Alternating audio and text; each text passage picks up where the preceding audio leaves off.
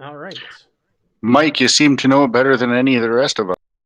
All right. I think Ah, we're live with another session of Zweihander, and it sounds like one of our players is volunteering another to do the recap of what happened last time. Uh, One, okay, two, I three, was not it. just saying how much I don't remember, but okay. Start of the last session, we began at at the close of our first adventure, having defeated an evil cult. We were at a semi-abandoned inn, and were surrounded by a number of lawmen with their guns pointed at us, and we managed to convince them that we were the good guys and that they should let us go and believe us. And they agreed to take us to, I believe, somewhere to tell our story to to local people in charge. And in the meantime, we took a barge and rode the wagons downriver to a small waypoint, not quite a city, where we got into an situation with some local toughs that were doubling as law enforcement, but not really.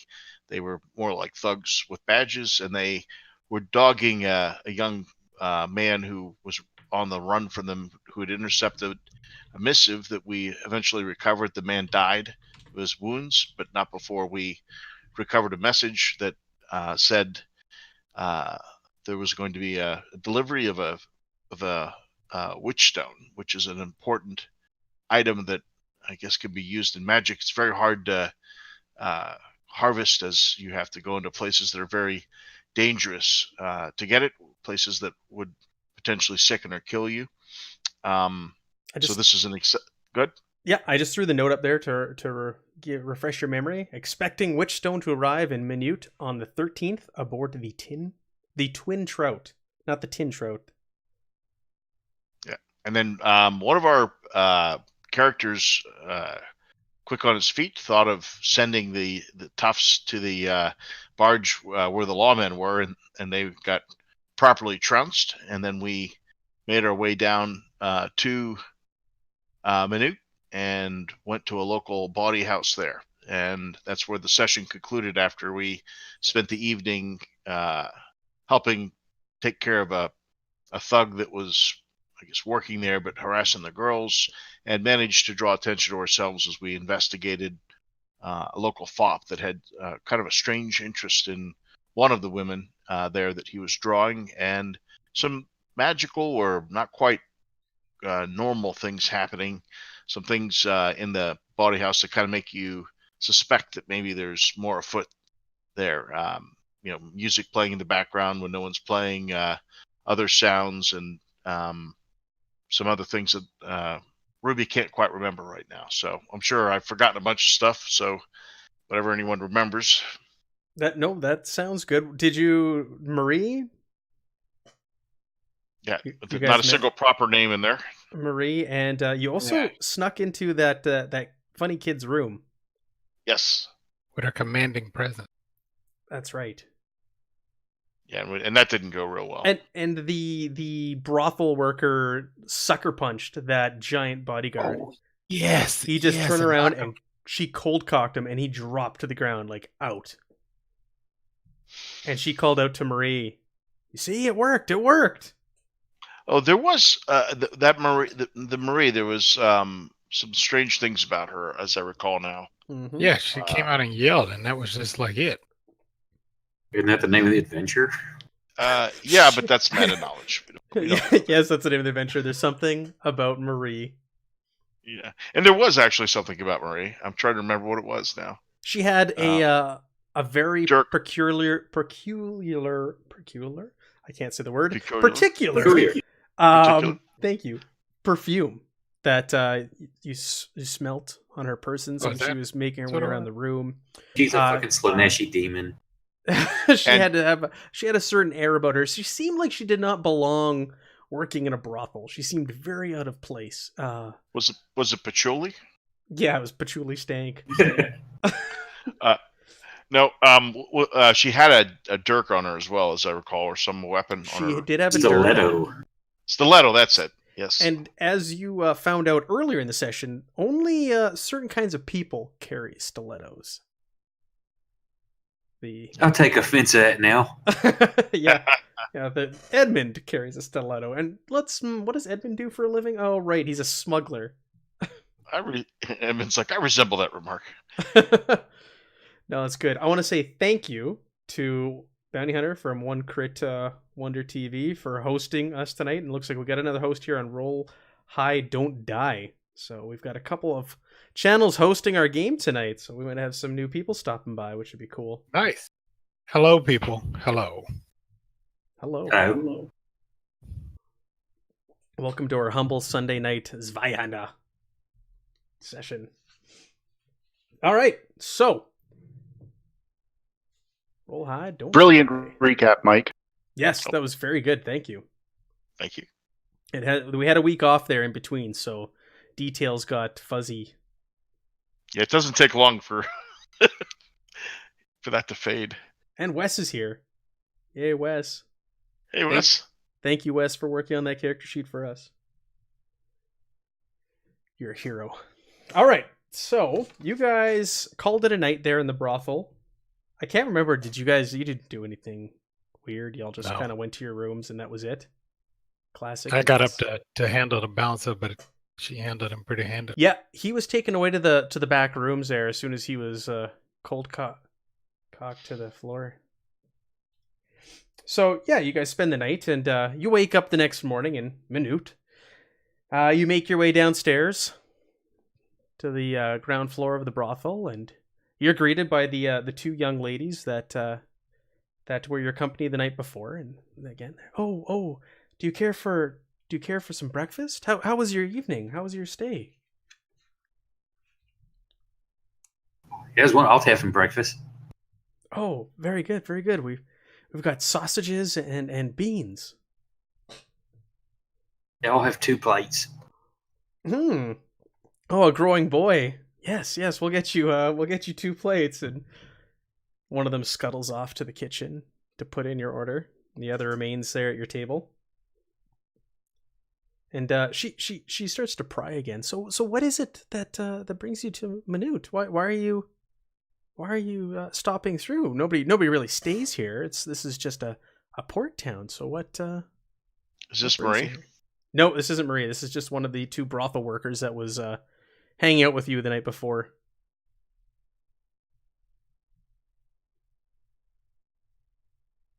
Was it the one that punched? Yeah, let's say it's the one that knocked out Diesel, the bouncer. That's a heck of a right hook you got there.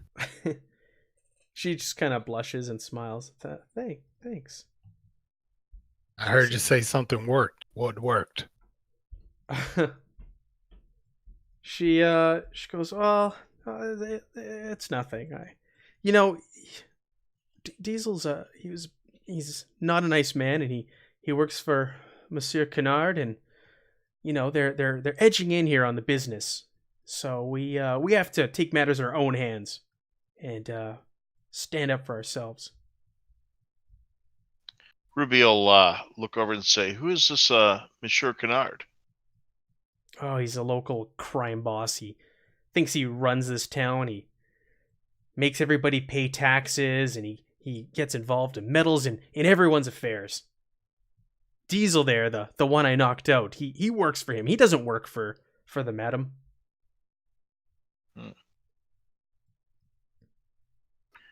What percentage does he look for as a take? I don't know. I'm not privy to that.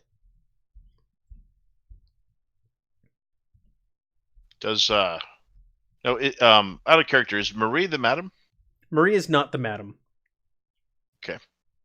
She So seems is to have that, some type of authority. Yeah. Rubio asks, is that woman Marie? Is she there for protection for you? No, she came here a few weeks ago and joined the brothel. So she's a working girl? Well, she seems to have some sort of arrangement with Madame Dominica and has stayed in the inn ever since she arrived. But she's not someone that our boys here could hire for an afternoon of pleasure. No, she has not seen any clients in her time here. If you want, anybody who wants to, you can go ahead and make me a routine charm test while you're questioning her.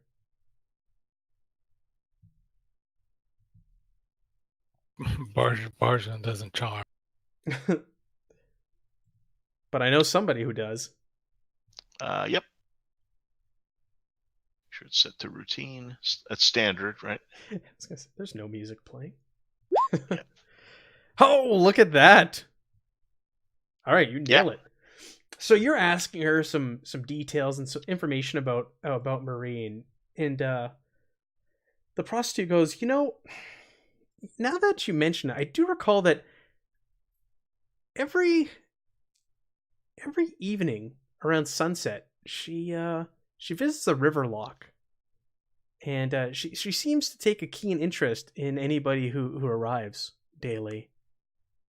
That's it's the only really thing that stood out from her. She doesn't spend a lot of time here during the day, and just a little bit in the evening, but we don't see too much of her. Ships come mostly during the day? Yeah, they do. And then the last ones typically arrive in the early evening. Not very many barges want to be traveling on the river late at night with, the orcs and the mutants that have been seen in the area.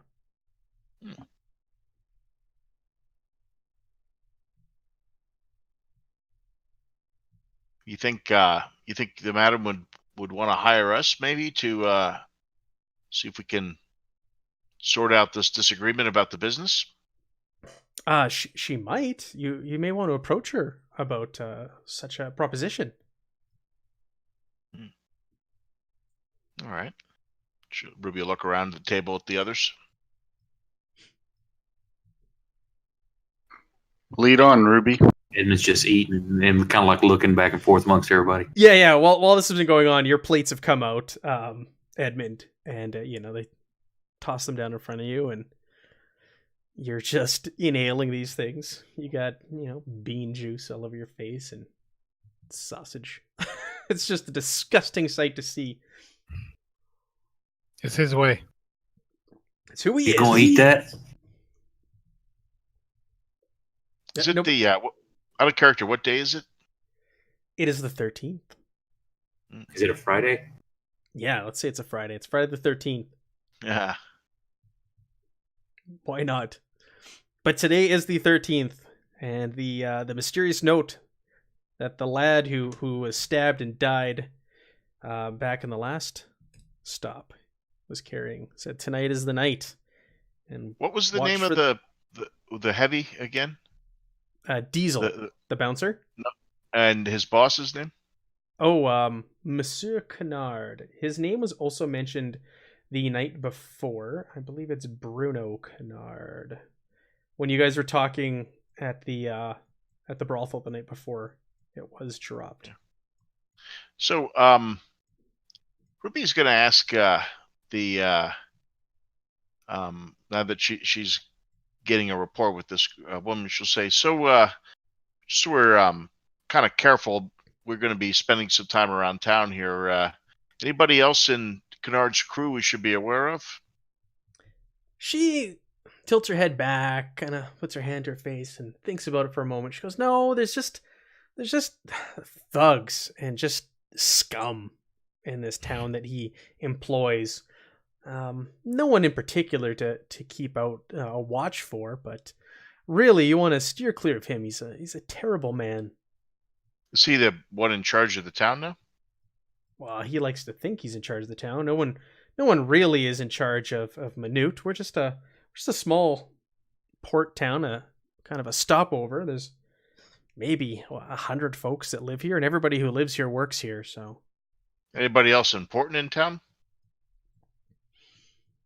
Other than the madam, no. Those are the big players here. And what was you'd already said the madam's name. What was her name again? It was Madame Dominica. I'm just looking at this note again. I have a question for her. Okay. Do you know anybody in town with the initials US? Well, that's actually what Ruby was working on. She was just trying not to. She was making her way there. She was doing the Oh, Columbo. good. She was doing the dance. Well, right? One more thing. That's all right. No, that's Do the Dunderhead initials will just UG rip- mean anything no, to no. me? That's perfect because he's the Dunderhead, right? So Yeah. she's trying to tease it out without giving away any information, and he just comes out. And sometimes that's the best way to go.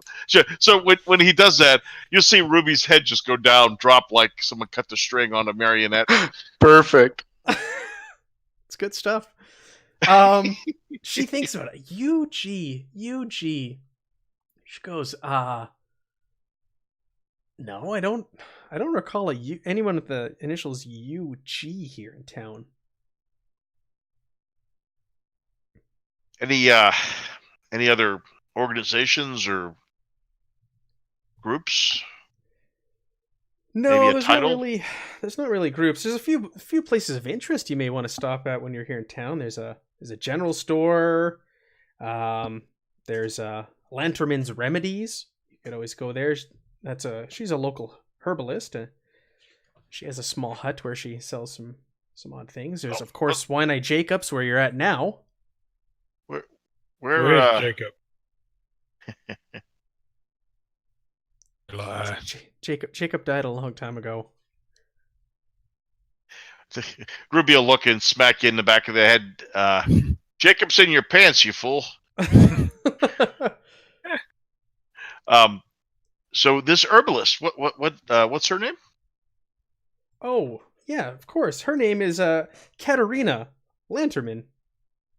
That actually, that is interesting. We have been looking for certain potions and ointments, as these three are inclined to get into fights a lot, and Well, you can see they get cut up and hurt. So it would be good to have a solve. well, to she that. does work closely with us. She is known to provide the locals and some of the girls here with herbs to remedy all sorts of embarrassing illnesses. Ruby's face will like pucker up into like a scowl.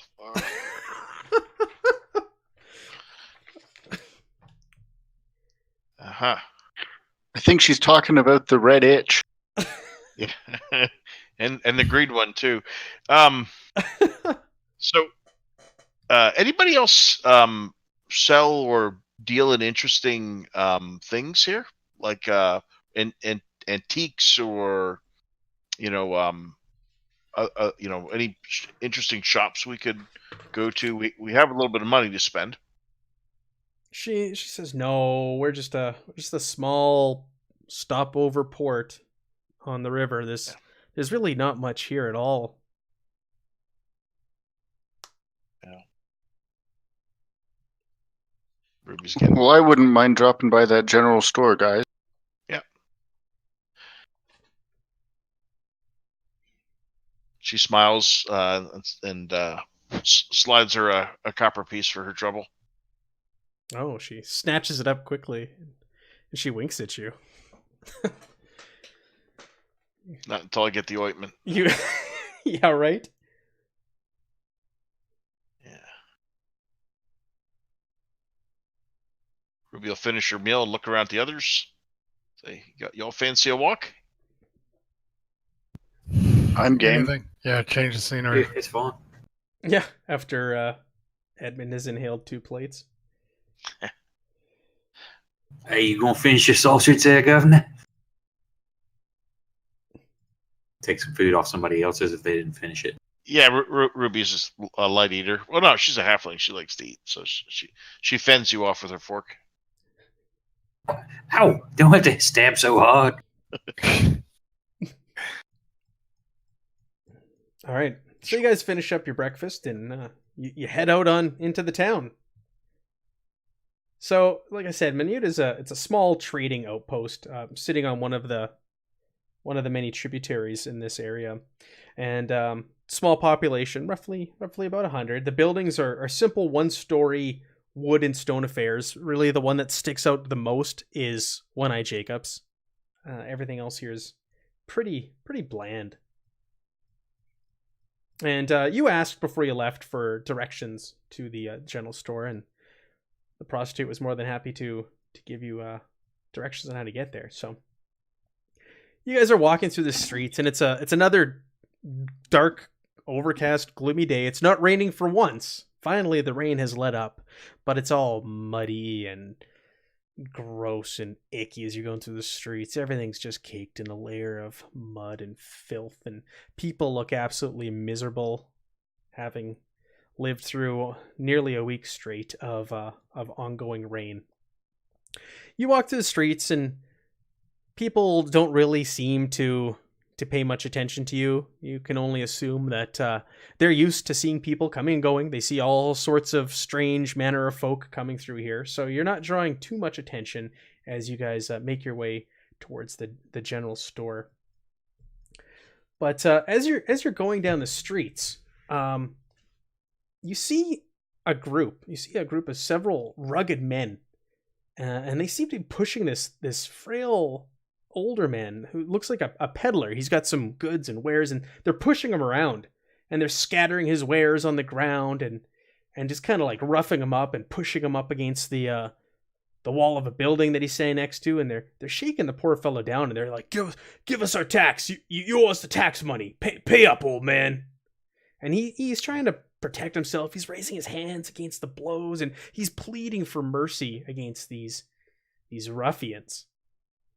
He's holding a pair of blacksmith's tin snips and threatening to, or they're the ones holding the blacksmith's tin snips, and they're threatening to rip out a few of his molars if he doesn't pay up. How many are there? There are six of them.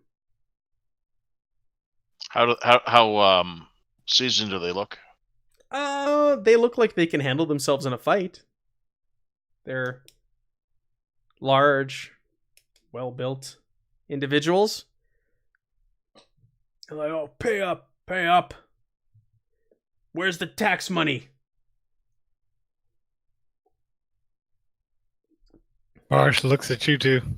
And Yeah, Ruby shakes her head. She's like, we can't abide that. Oh yeah? Yeah, we should get that tax.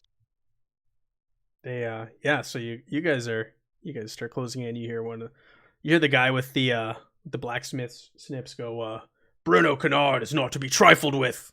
Pay up, old man. Oh. Familiar name. So you Sounds guys like I got. So you guys start to close the gap. Ruby will just come right up to him. Say, what's the man owe you? They go, hey, one of them turns around and goes, screw off, this is none of your business, little woman. The man asked you a question. The man is a female halfling. Oh.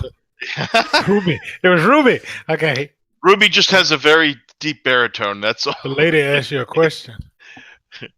How much does he owe you? I just can't do that all night. And she's going to smile and try and be charming and say, yeah, why don't you let us pay his tax today?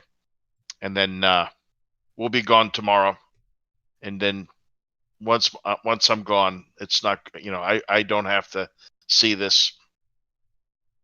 But in the meantime, you'll have your tax for today. Okay. They turn around, they start like cracking their knuckles and looking the four of you up and down. They go, we've got you outnumbered. What says we need to listen to you? How about we shake down this old man, then we shake you down? And Barsh, you just rolled Intimidate and you passed, so go ahead. What does this look like? The only thing is going to be shaking teeth out of your head, boy. So how many? Go ahead. I was just going to say, Ruby will slip a couple of throwing daggers into her hand. Do they have weapons in their hands? They're carrying cudgels. Cudgels. Okay. She'll just slip a couple of throwing daggers into her palm so that she's ready to reduce the numbers quickly. Sure. So with that Barsh, they look you over, they look the rest of you over, but they really are focused on you, Barsh. They see that you are like, you know how to handle yourself in a fight. You look battle hardened. You're Scarred, brand on his face. Yeah, exact. A scarred brand on your face. You've got that Morgenstern ready, to just unleash on them, and you know how to use it. You look like you know how to use it, and so like the X one goes, "Oh, fellas, perhaps we should take him up on the offer. He owes us hey, this old man, he owes us 5 copper." Leave with something or leave broken. All right. Ruby will reach in and take 5 copper out. Ruby, if you don't mind, I'd like to pay it.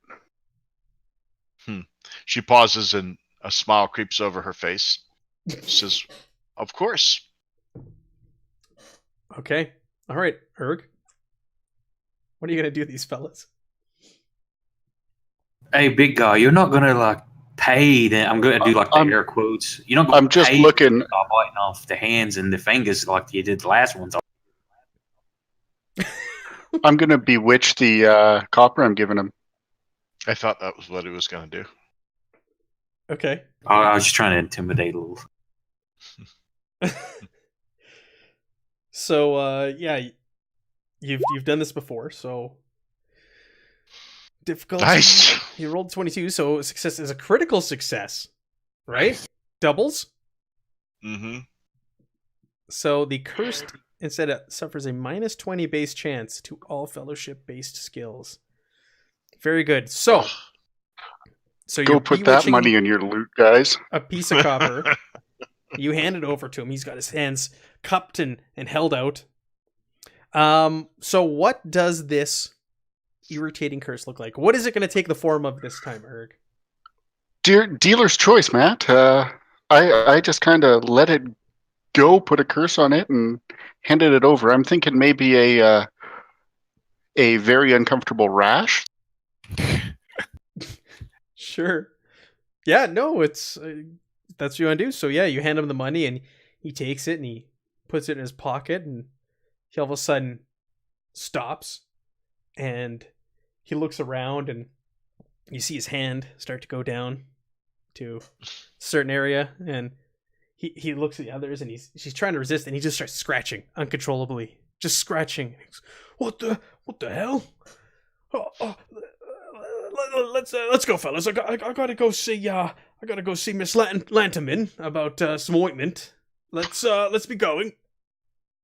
And the others look at him kind of strange, and they take his orders, and one of them kind of turns back around before they leave and pushes the old man up against the pillar and goes, "Oh, we'll be back for you again later. You're lucky."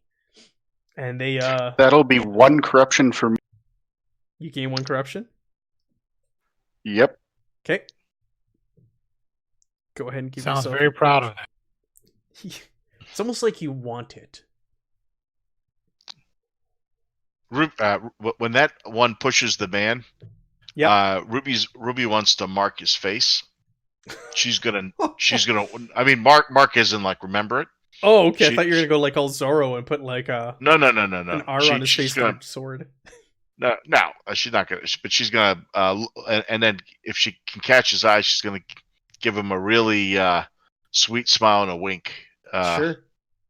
Just hopefully the effect would be a little creepy and a little she's trying to she doesn't really have intimidate, so she's just gonna give him a little wink and a smile. She doesn't. She draws her weapon, jumps on tops of tables, and tries to charm them.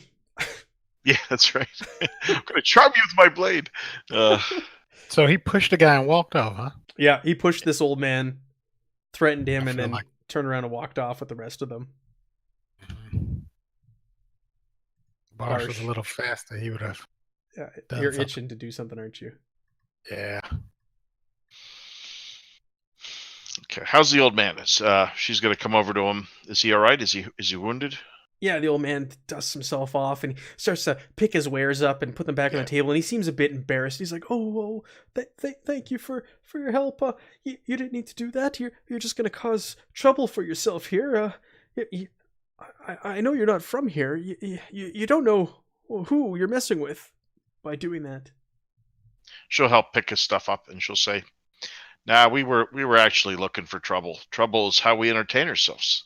You can give him a sweet smile and say, "Are you all right?" Yeah, I'm fine. Just my pride is bruised more than anything. My name is Fingal. Thank you again for your help. You're welcome, Fingal. Where you head? Well, I was just setting up for the day here to sell my wares. I'll tell you what. For your assistance, everything is half price. Oh, all right. Maybe we'll take you up on that. Does he have anything of interest? So you look over his table, and it's like cheap knickknacks and trinkets. Come on, silver darts. There's no armor, shields, or weapons at this table. It is like pottery and like cheap jewelry, and it's things that he looks like he's collected that have maybe been left behind in like an inn after someone's left. It's just he's a junk dealer, essentially. Yeah. Okay. No silver darts, eh? No silver darts. I'm sorry, Erg.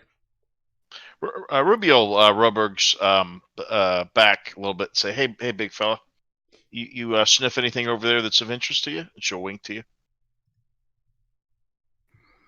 No, nothing, unfortunately, that I need. Okay, because Erg can like detect magic, right? He can, yes. Well, he can use incantation to try and understand if something's magical. Taste magic. If I roll that, Matt, do you want to pick a difficulty? Yeah, go ahead and do me an incantation roll, and we'll do it at a challenging.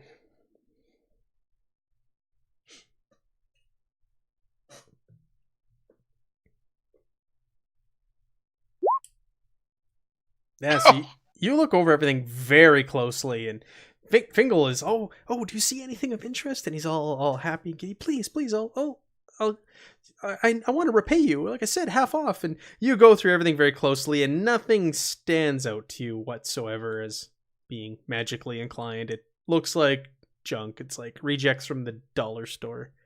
The dollars. The copper store.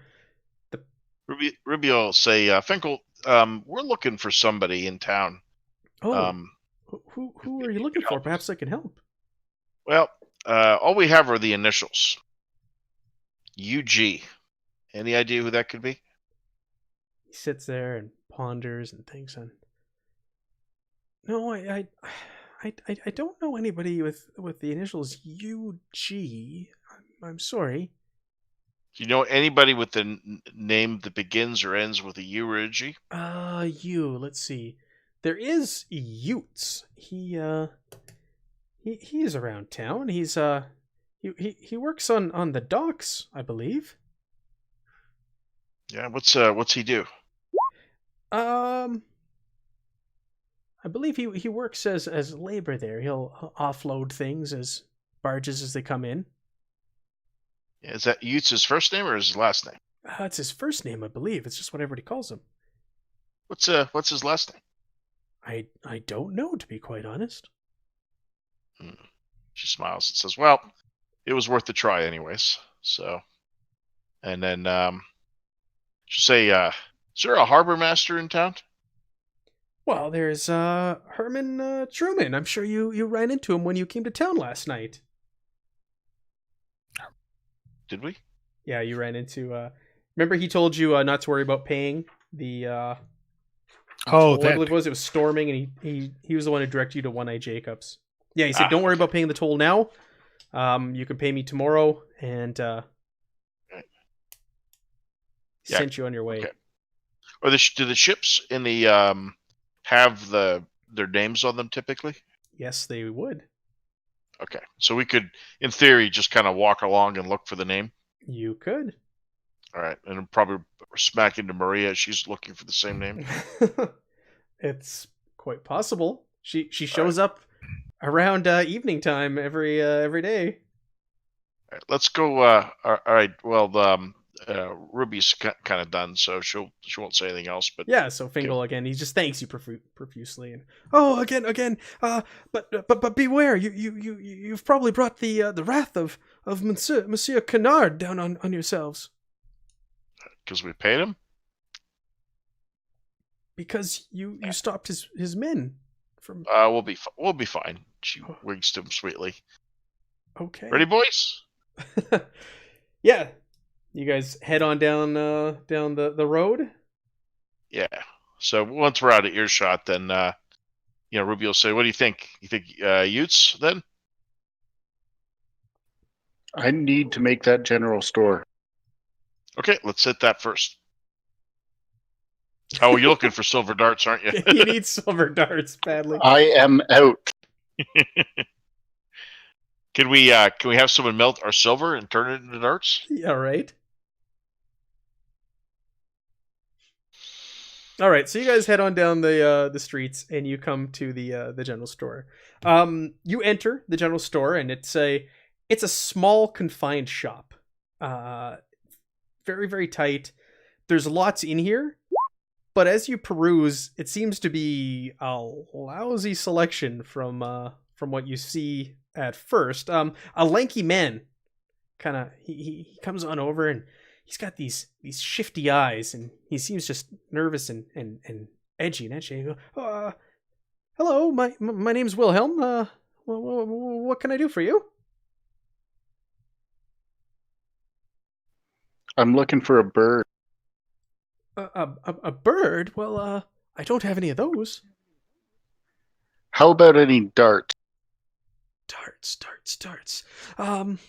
Yes. Let me see here. You partake in the game. You need some new darts. Yep, I always keep losing mine. He goes, okay, yes. Hold on, and he darts underneath the counter, and you can starts rummaging through things, and he doesn't stand up, but a hand comes up over the counter and slaps down a dart, and he keeps rummaging, and another hand comes up again and slams down 2 darts and keeps rummaging and puts one more up there, and they're like they're well used, a little bit rusted. You know, if you get poked with these, you might want to get a tetanus shot afterwards. And he goes, yes, here you go, a set of 3 darts. They don't match whatsoever. They're mismatched. I'm trying to replace a silver one. Do you happen to have any? A silver dart. Well, now that. Let me think. That is. His eyes are shifting back and forth. He's constantly darting. His head is darting towards the door as he's talking to you. A silver dart. That is very unusual. Very unusual. Yes. Let me go into the back room and I'll go have a peek here. And he scuttles off to the back room. And he's gone for quite some time. He's gone for a few minutes, and you can hear crashing and clanging, and you can only imagine how packed things are back there. If it's anything like the front of the house, it must be a disaster in the back of the house. But after a few minutes, he comes back, and he's holding a single silver dart in his hands. He goes, I knew I had one. Yes, that'll be 15 silver. Yeah, keep it.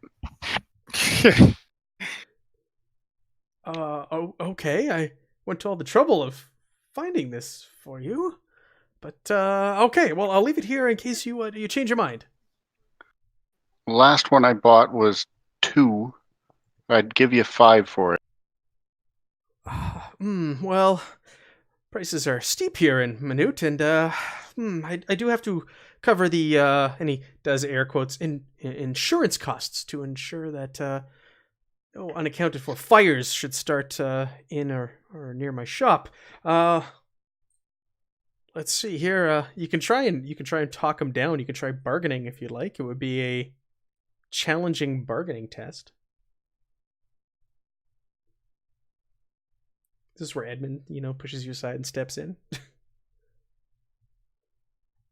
Hang on a second. You find my I stuff. certainly don't get anywhere. Come on, Governor. You know that insurance usually doesn't cost that much. So, how about we work out a deal here? My friend here has 4 silver for you instead of 5, because travel expenses and all insurance on the road and all that. But maybe we would spend more with you a little bit later if you gave us a good deal, right? He looks you over and his eyes are darting back and forth, and he's looking over your shoulder as you're speaking. And no, the price stands. No bargaining test. Oh, it was Erg who rolled it. Yeah, go ahead and roll it. Sorry, I saw Erg's and I didn't see the name. I just thought it was yours, and I saw it was a big fat failure. What a standard? What? It is a challenging bargaining test or bargain test. Hang on, let me look. I think I've got a skill for this. Is this a black market good? It is uncommon. It's not necessarily a black market good, but it's not easy to come by. Fencing, black market goods, or procuring illegal information, I get a bonus. Okay, no bonus on a silver dart. Is it just standard? You said it is challenging. Challenge.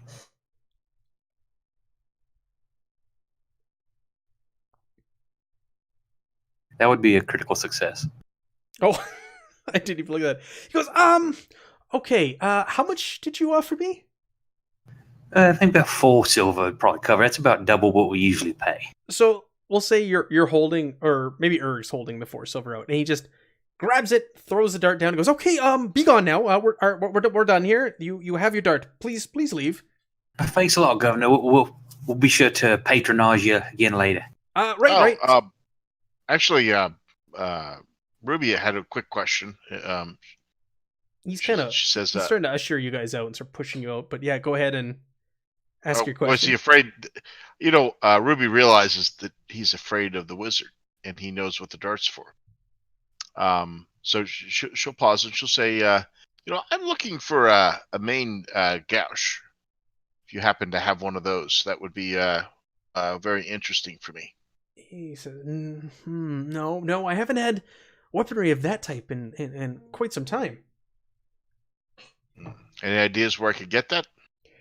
Possibly in one of the neighboring cities in the area. All right. She leaves. Yeah, okay. Before I go, I got a quick question for you, sir. I'm looking for a certain spice. I had it on human once. Somebody wanted to go telling about what I was buying at their store, and I got a little hungry over that anger. So you're asking for spices? Oh, he's intimidating him. Are you threatening to eat him? That is full on an intimidation. I don't want him going and telling what I just bought. Okay, yeah, go ahead and roll intimidation. Because, ogres are kind of known for eating people. Anything specific? Let's make it a routine. I'm grabbing some water. Okay.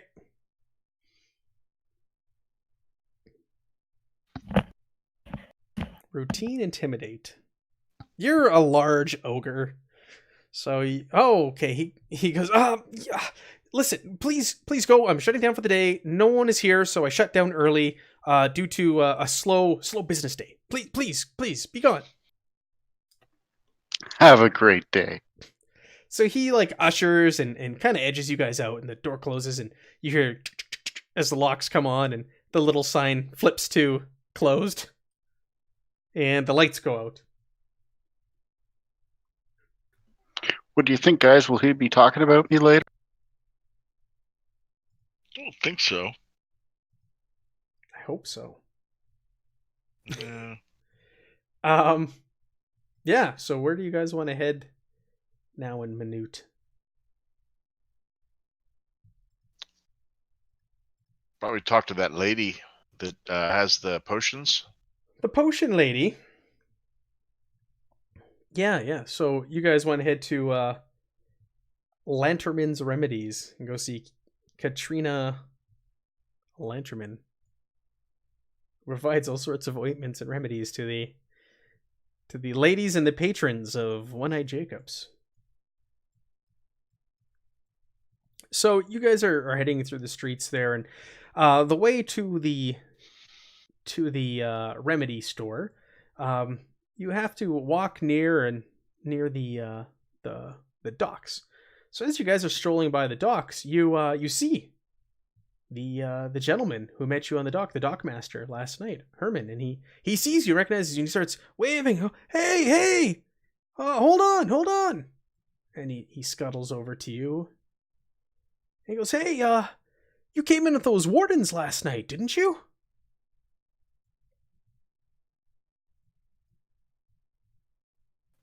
Never met a warden in my life. Yeah, no other ogres came in last night, or halflings or dwarves.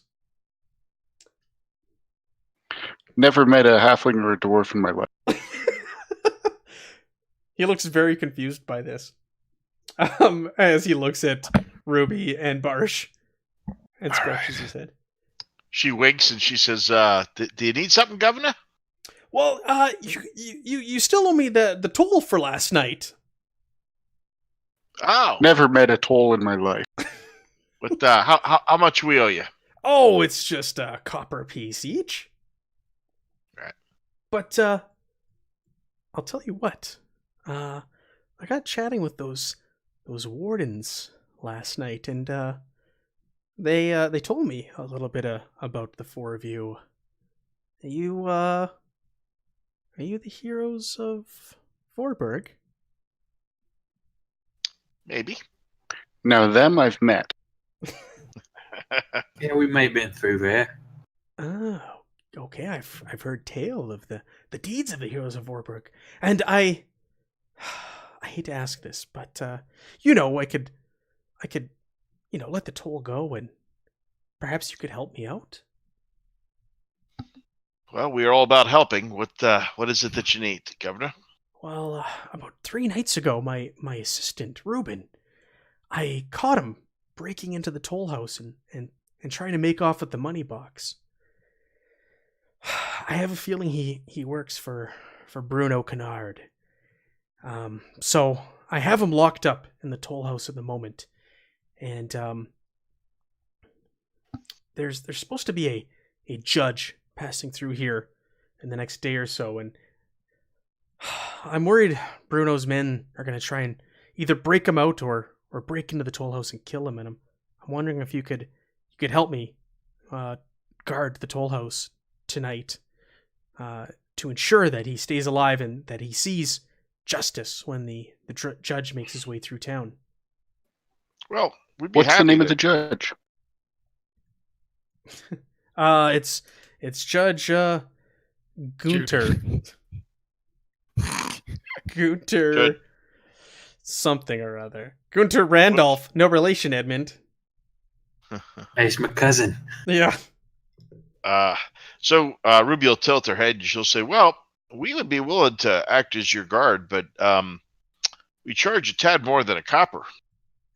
Oh, okay. Yeah. I'd be willing to pay. Okay. Where are you going to be? I will be here. I'll be here at the toll house, and he points to a house near the docks. I will be here, ready and waiting. I just ask that you meet me here at sunset.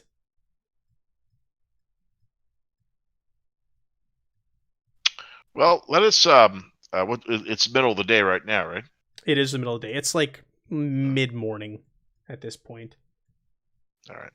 Ruby says, Could you bring us some cookies too? It's a strange request, but yes. Let me. I just love Toll House cookies. Toll House cookies, right? I was thinking the same thing, but I didn't think anyone would get it. For the heroes of Vorburg, I will get you cookies. Yeah. Ruby says, we may want to help you. We had some other things we were working on, so we'll have to get back to you. But we'll let you know here in the next hour or so. How's that? Oh, that sounds great. Thank you so much. Oh, hey, Can you point us in the direction of Unther?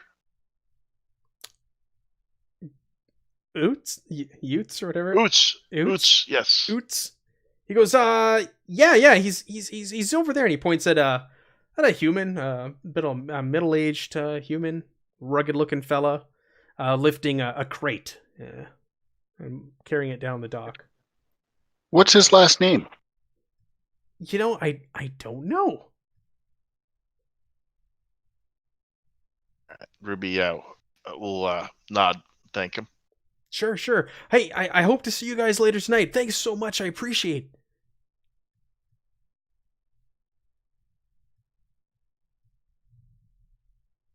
Yeah. Okay. So we'll head off. She'll wave to him, smile, and we'll start to head off toward the potion shop. Okay. Towards the potion shop. Or Lantermans. whatever. Lantermans. Yeah. So it's actually it's in a small hut on the edge of Minute.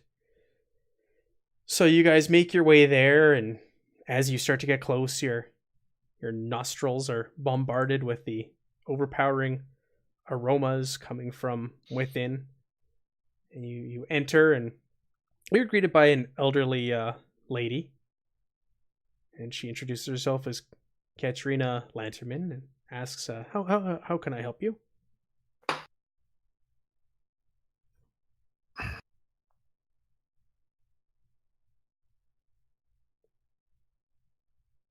Well, we'd just like to take a look at your wares. I heard you have interesting things here. Yes, of course. You notice in her hands she's grasping a large lantern as she's speaking to you, and she goes, "Yes. What is it you need?" That's a curious thing. Do you always hold the lantern? I do. Yes. Though, so you noticed? Yes. I always carry this. Is there a reason? No reason at all. And then she kind of tilts her head and moves it closer to her face, and she's kind of speaking softly to it, and then lowers it back down. So what is it you're looking for? Matt, Well, I'm just going to quietly look for anything magic in here. Yeah, you can go ahead and make me a challenging incantation roll. I'll tell you this right now, though, as you're perusing, you can buy here anything, any medicine that's found in the medicine's trappings in the main book. oh, we might want to get some of that. Actually, what do you have that's good for Just sword? Critical fail. so you Whoops. were looking for what? Things that are magical? Yep. Yeah, you grab a toadstool that's sitting there, a dried toadstool, and you're like, there is something about this. Something magical. Some magical properties to this toadstool. Oh, that would have been a critical success if it was a normal roll. Yep. What kind of shop? I mean, she has like cure-alls and stuff. Yeah, so there's herb jars everywhere, and aromas, and there's like dried plants and stuff hanging from the ceiling, and it's a medicine shop, a remedy shop. Okay. So like I said, anything that's in the medicine section of the trappings chapter can be found here.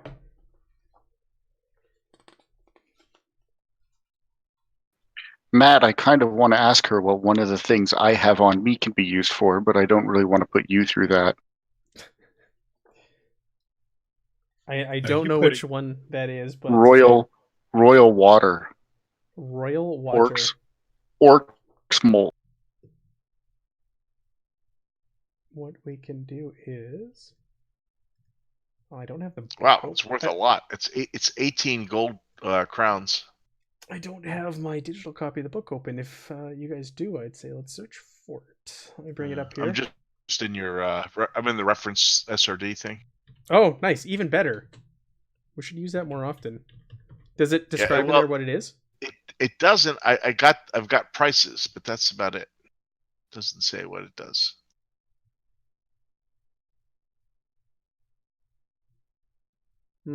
Interesting. And I see Orc's molt is what I'm reading, and it's an ingredient in that. I'm just doing a search on the PDF.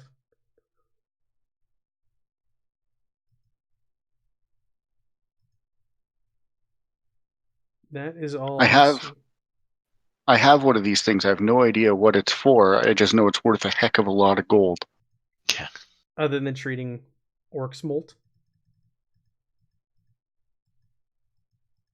Because I think that's what it... Let me do it one time.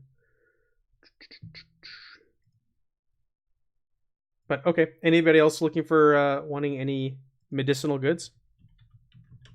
What he would be looking for. Yeah. What are you looking for, sorry? I said what he's looking for wouldn't be there. Something to remove his brain. Oh, gotcha. Yeah, there wouldn't be anything of that type here.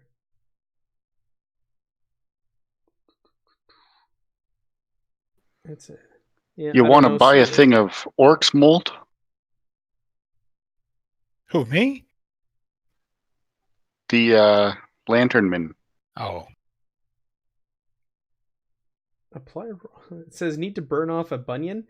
Apply royal water until the bony protrusion boils and pops. That's just a little right up here under medicine. Yeah, she looks at you and goes, I have plenty royal water, thank you. I don't know where yours is from, so no, I'm good, thank you. I'm not going to buy your royal water. And again, she lifts the lantern and just kind of speaks into it, whispers to it, something that you're unable to make out.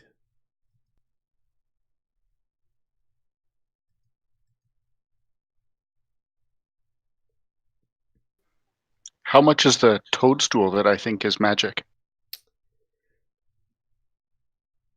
It's 3 copper, which is a hell of a deal for something that's magical. I need to buy this toadstool. All right, so she tells you the price, and you purchase it. What's it do? You ask her. Absolutely. She goes, well, it cures the trots when you got them.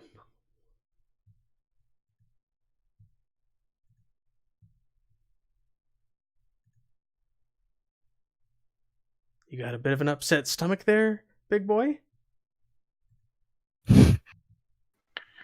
No, but I know someone who likely will at some point. Glances I don't know over what you're at talking about. Is there anything else you guys want to do at the medicine shop? Nothing here. Ruby, you're the one that wanted to head here. Was there anything else in particular you wanted to do, or buy, or see, or ask?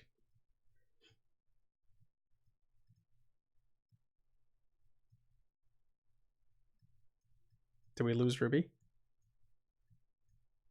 If we did, then everybody else says they want to move on. So,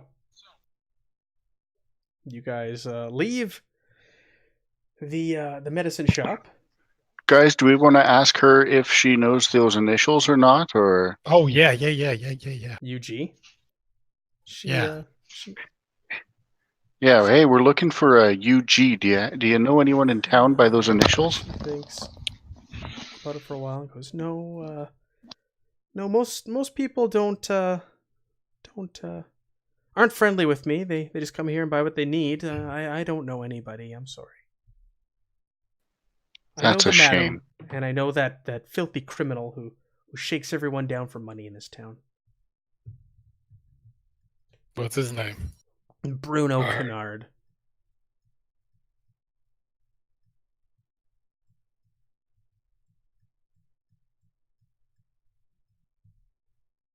So with that, you guys head on out and leave the medicine shop. What do you want to do or see next? You know there's also a shrine to the god emperor here. And there's also another watering hole, a seedy watering hole that that you've heard about.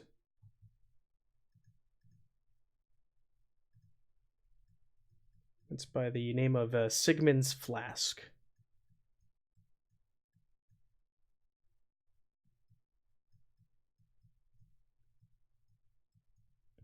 What is it called? Sigmund's Flask. We probably don't want to go too far away from the dock knowing this thing's arriving. Yeah, it's about midday at this point. Our So note actually- doesn't really give a time.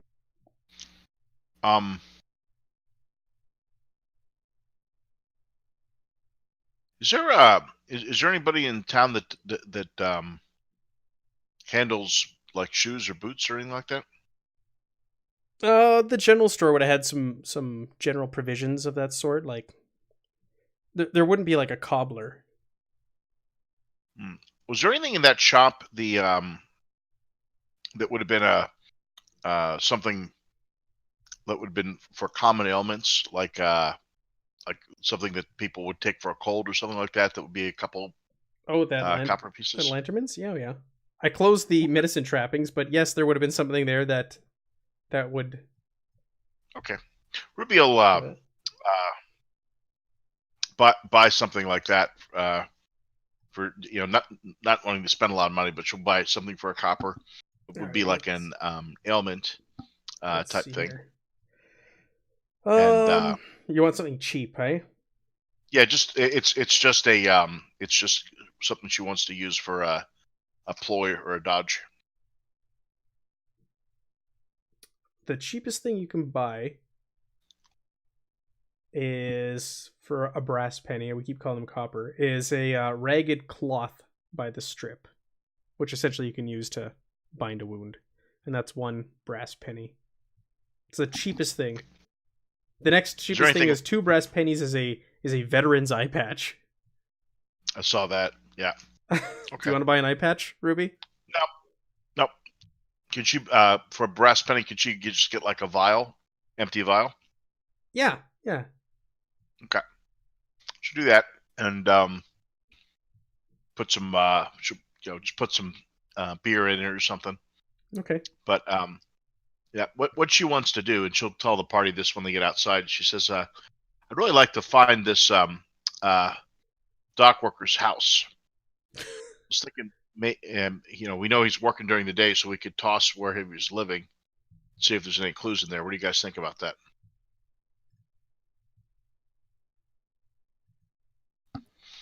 Works for me.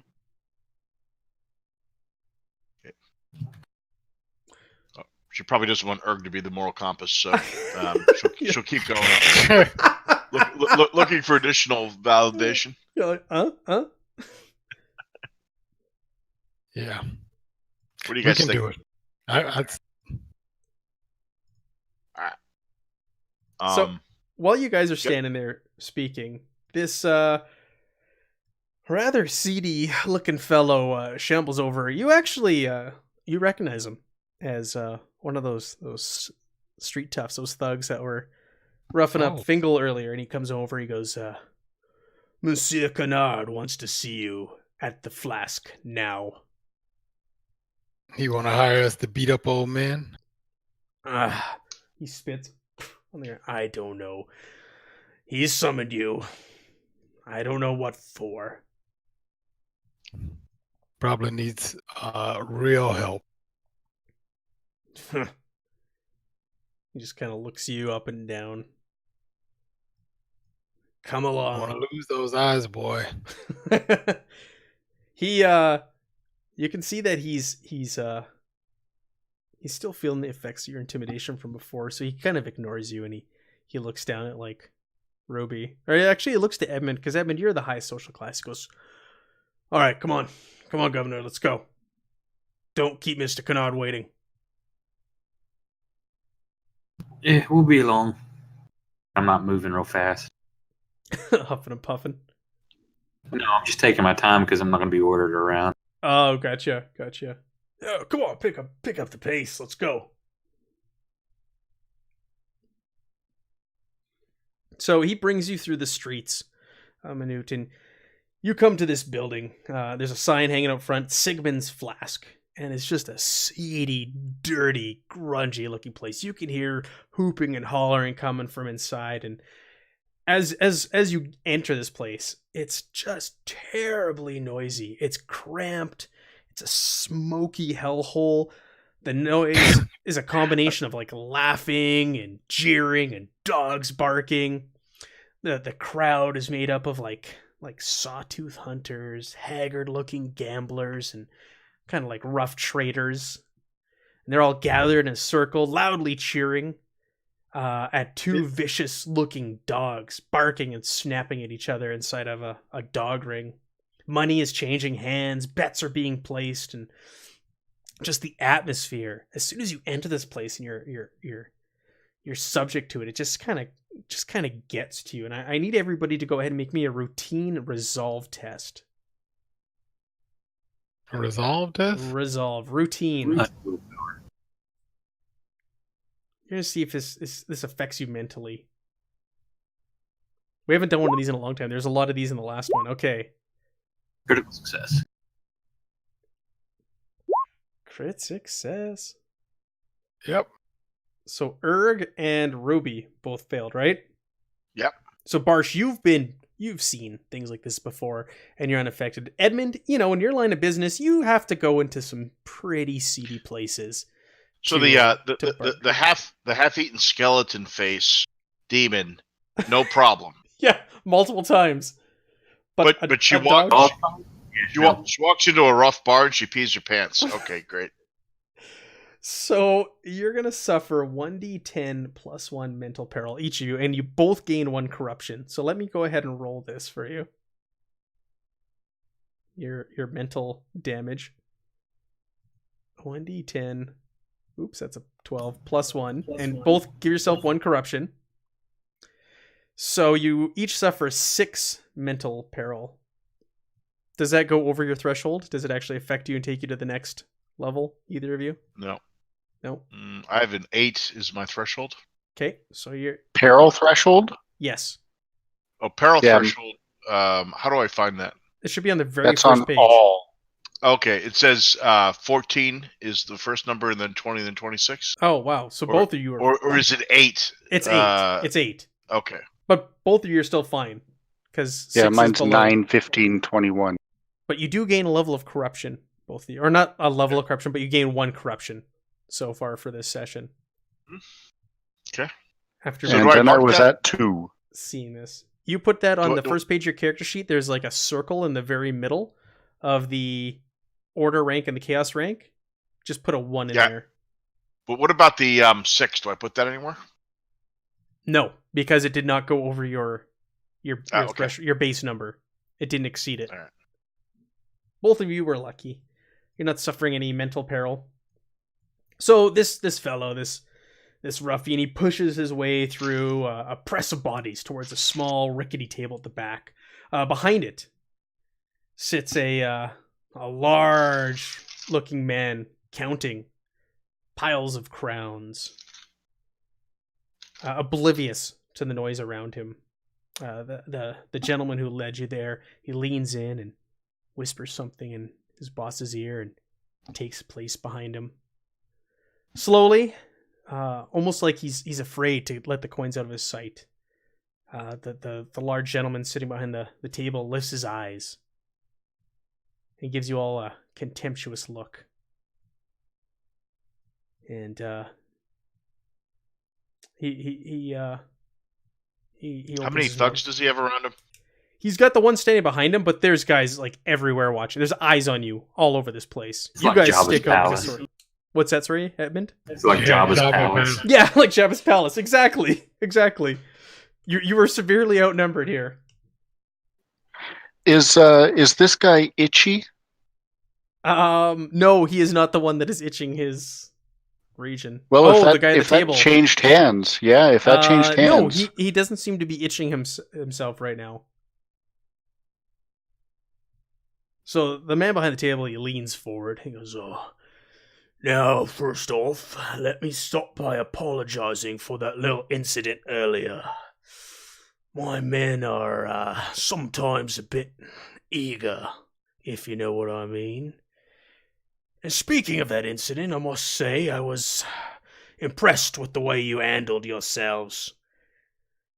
I could have some use for the likes of you, a business proposal if you will. I will make it worth your while if you care to hear me out. We're all ears, Ruby says with a big smile. Ah, very cool. You're a smart little one, aren't you? He goes, listen, a lad by the name of Reuben worked for the tollkeeper. Got his hands a little messy getting a money box out of the toll house. And the fool got himself caught. Now there's a judge said to be traveling through this area the next day or so. And I want to ensure that my name is not connected with what happened there. And I don't want that boy to be able to ever speak again.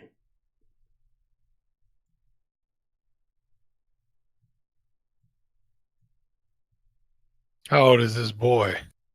He's a young man, early 20s. You know how to hold a weapon? I don't know, the lad's a fool, he got himself caught. If he leaves town, is that good enough? No. How would I know? He won't tie this back to me. So you mean like lose his tongue or lose his head? Either will do. Well, Ruby is going to cock her head and she's going to say, "What does it matter? Aren't you in charge here?" I'm in charge, but I have no authority over them traveling judges. Besides, well, what's a judge going to do? There's no law here in this town. Well, that being said, Erman Truman, the tollmaster himself, actually is a local authority, so they'll take his word over mine. But so he's they a don't have sanctioned any official, and any attack against him will be attack against me. Well, what are you willing to pay? I will pay you 25 gold crowns. Okay, now that's got Ruby's attention. Yeah, Parsha's attention too. Wow, each? No, he looks at you. Each? Are you kidding? 25 toll. Okay. To kill a boy? An unarmed boy? Ruby wants to make a check to see if he actually intends to pay. Is that something she can roll for? It is. Because it seems like a high sum. I'm sorry, go ahead. So what kind of down payment would you give us? Nothing until the deal's done. Scrutinized, maybe? Yeah, go ahead and make a standard scrutinized test. Yeah, she's not skilled in this. Oh, just missed it. Oh, just missed it. Yeah, as far as you can tell, he's a man of his word. Well, I think she's smart enough not to believe that. When it comes to this incident, you're like, yeah, I have a feeling he's got a lot to lose here. Can I make the same roll, Matt? Sure.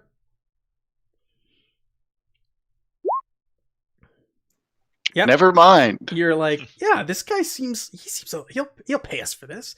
We just gotta silence the kid. Wait, this dude looks honest.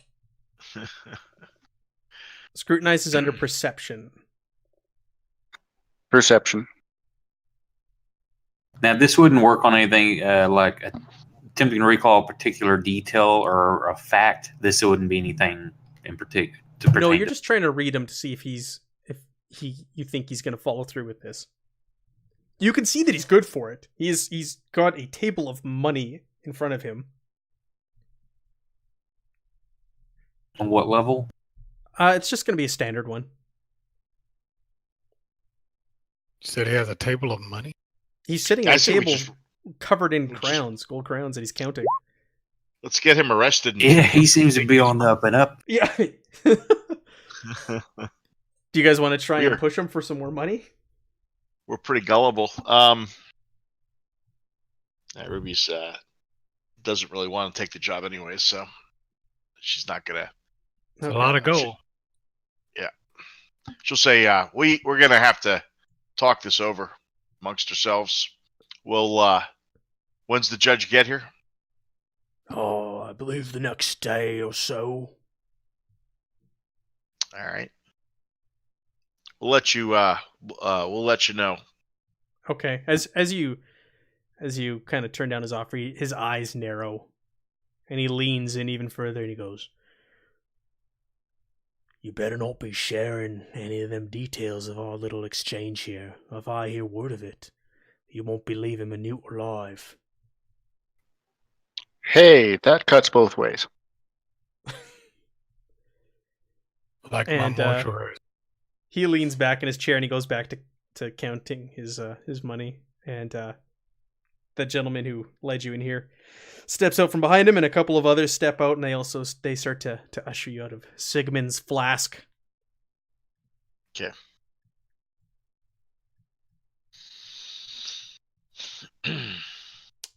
With that, do you guys want to take a little break here? We've been going for about an hour and a half. Take a break, and then we'll come back. Sure. 5 minutes. Sure. Okay. We will be right back after a brief break.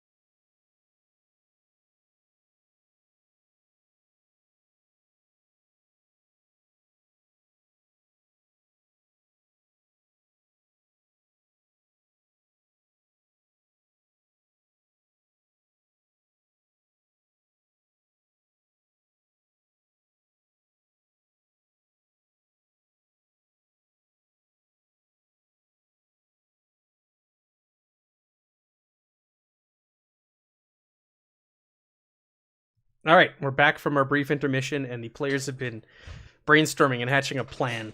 So let's go ahead and schemes. Sorry, not a plan. Scheming a a scheme. plan, Let's hear this scheme of yours that you've come up with. Ruby will start by saying we have 2 problems. If we deal with this kid all night, we're going to miss the trout and the witch stone. So we got to figure out a way to take care of that while we're getting on the boat. And the second problem is, if we don't take this contract, they're going to send other people to kill the kid. If it's us, at least we can control it. So I'm not quite sure how to put this together, but 2 thoughts I had, she says.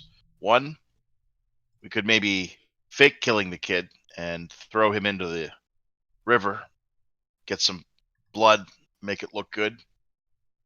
Then the other thing we could do is maybe bring the harbor master into our confidence and let him know that we're trying to stop some bad actors on the trout, or maybe use the trout as a place to hide the kid away. Either way, we could definitely find out what he knows about the trout, and then some. Who was it that was saying, talking about working the judge? What I'm thinking is we can save the kid, kill the cultist to get the cultist's tongue, to take the tongue back to old governor here to get our money. Then we go to the judge, tell him what's going on. The judge busts this guy, take him down as well after taking his money, and we save the kid. Everybody wins on us. Look at you guys. Ruby nods. I like it. Other thoughts, she says, looking around the group. If he disappears from the picture, that was a lot of money on his table.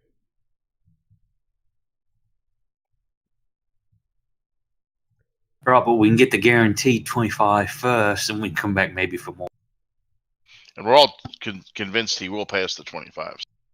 Yes, you are all very convinced he'll pay the 25. We've all failed our role. Whoever rolled the 99 is really convinced. That's me. He's good for it. He sounds like an upstanding citizen.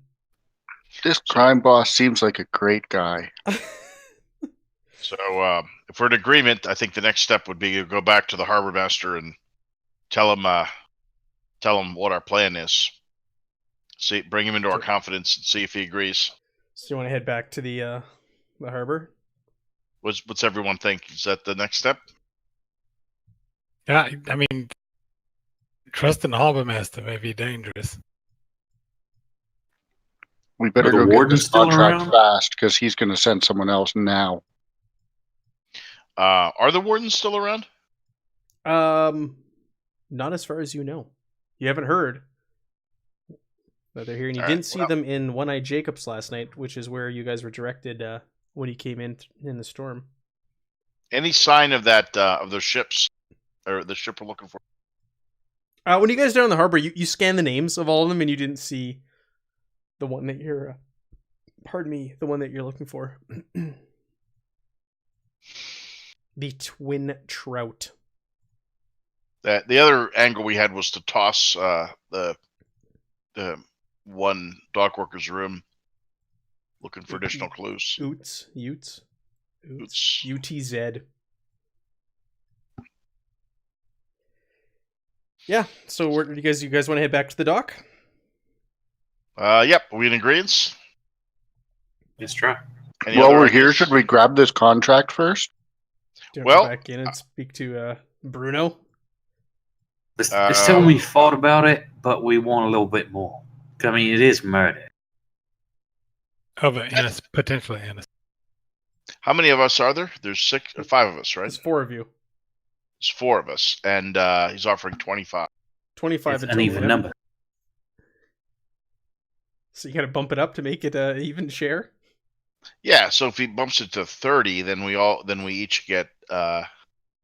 Let's see, what's a round number? So you guys going back in 7.5, 28 is what you want, I think. There. Why don't we try 40 first, 10 apiece? That sounds perfect. Ruby So you likes want to go that. back in there? It's easier and, to go down than back up. go grind them. Yes. Okay, so you guys make you go back in, and that guy who brought you there and ushered you out is still standing there and goes, oh, what do you want? You're not welcome here. Shut We're up here and for take the us to your job. boss. Change of heart. I put my whole hand on his face and just push him out of the way. I'm like, we're talking to the boss, not you. Oh, And nice. just use my weight to push past him. Yo, yeah, easily. You easily just kind of shove him aside. You just keep walking. We'll say that. You walk, and you just keep walking. You don't even look back, and you just push your way through the crowd, Edmund. Ruby will make your wink at way- him. You make your way back to the back of the inn where he's counting his money, and he looks up and like a Cheshire grin breaks on his face. Oh, change of heart, I see. Yeah, we think we'll take your job, but we're going to have to ask for 40. Because we just seen we come in with some wardens the other day, so they may still be around, and you got a judge coming through, and you want us to make sure somebody doesn't talk ever again. It's going to cost a Right. And it's going to be pretty obvious because we're the only people in town right now. So we're going to get blamed for this one way or the other. So you want to make me a bargain check? I think is going to be the most appropriate. This is definitely Edmund's skill set. That special thing he's. And I'll do it at a standard check. But like Ruby's backing me, or somebody's backing me up, or they could roll like the help die or whatever. They can roll the help die, and then you can replace your tens. All right. Does anyone have bargain as a skill? It's an open skill that everybody has access to. Okay. All right. Ruby will roll it then. Hang on. Yeah, I need the help. You can spend a fortune. I'm going to wait on this other die first. All right. Hold on a second. What am I rolling? Just Am I roll a rolling, d10 for me. Oh, okay. Hang on. Roll a 1. Huh. 4 works. 45, a rating of 42. Yeah. Oh, wait, I'm sorry. I was looking at his 52. I needed a 41. You need a 41. No, that's a scrutinize. My bargain's a 52. Yep. Oh, 52. re-roll your bargain. No, that replaces it. The 4 would be a 45, so that's under my rating. But you rolled scrutinize accidentally? No. I've got bargain there. Has it not Oh. popped up one? What am I seeing here? I see scrutinize. Well, bargains. I see. Oh, bargain. underneath. Well, I'm sorry. bargain was a 85. Now it's a 45. Okay. Yeah. You see 40? He goes, First time that's worked, I think. yeah. He goes, 40's a bit steep. We'll do 33.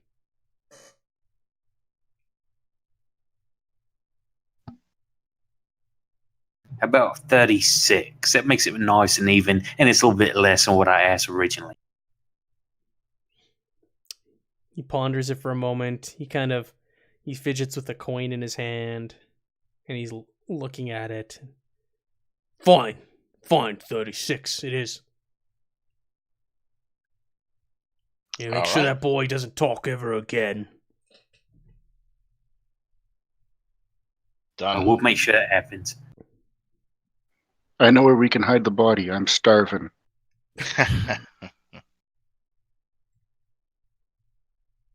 She pats him on the back. My friend hasn't eaten human in a little while. He gets cravings. He's kind of disgusted, and he goes back to counting his money. So you guys make your way back out to the streets, and where was it you wanted to head now?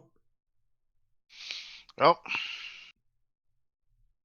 the only things on Ruby's list are to toss the guy's room if we can find it, or to go to the harbor master and figure out what. But before we go there, we should figure out what we want to say.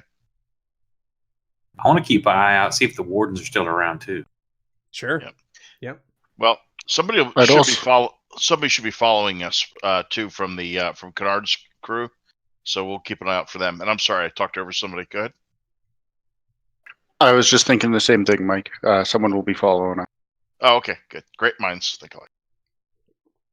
Now, will we know they're following us? We spot them. Okay. Okay, so where are we headed next? Well, I think we need to talk and come up with a plan. So, do we see anybody following us?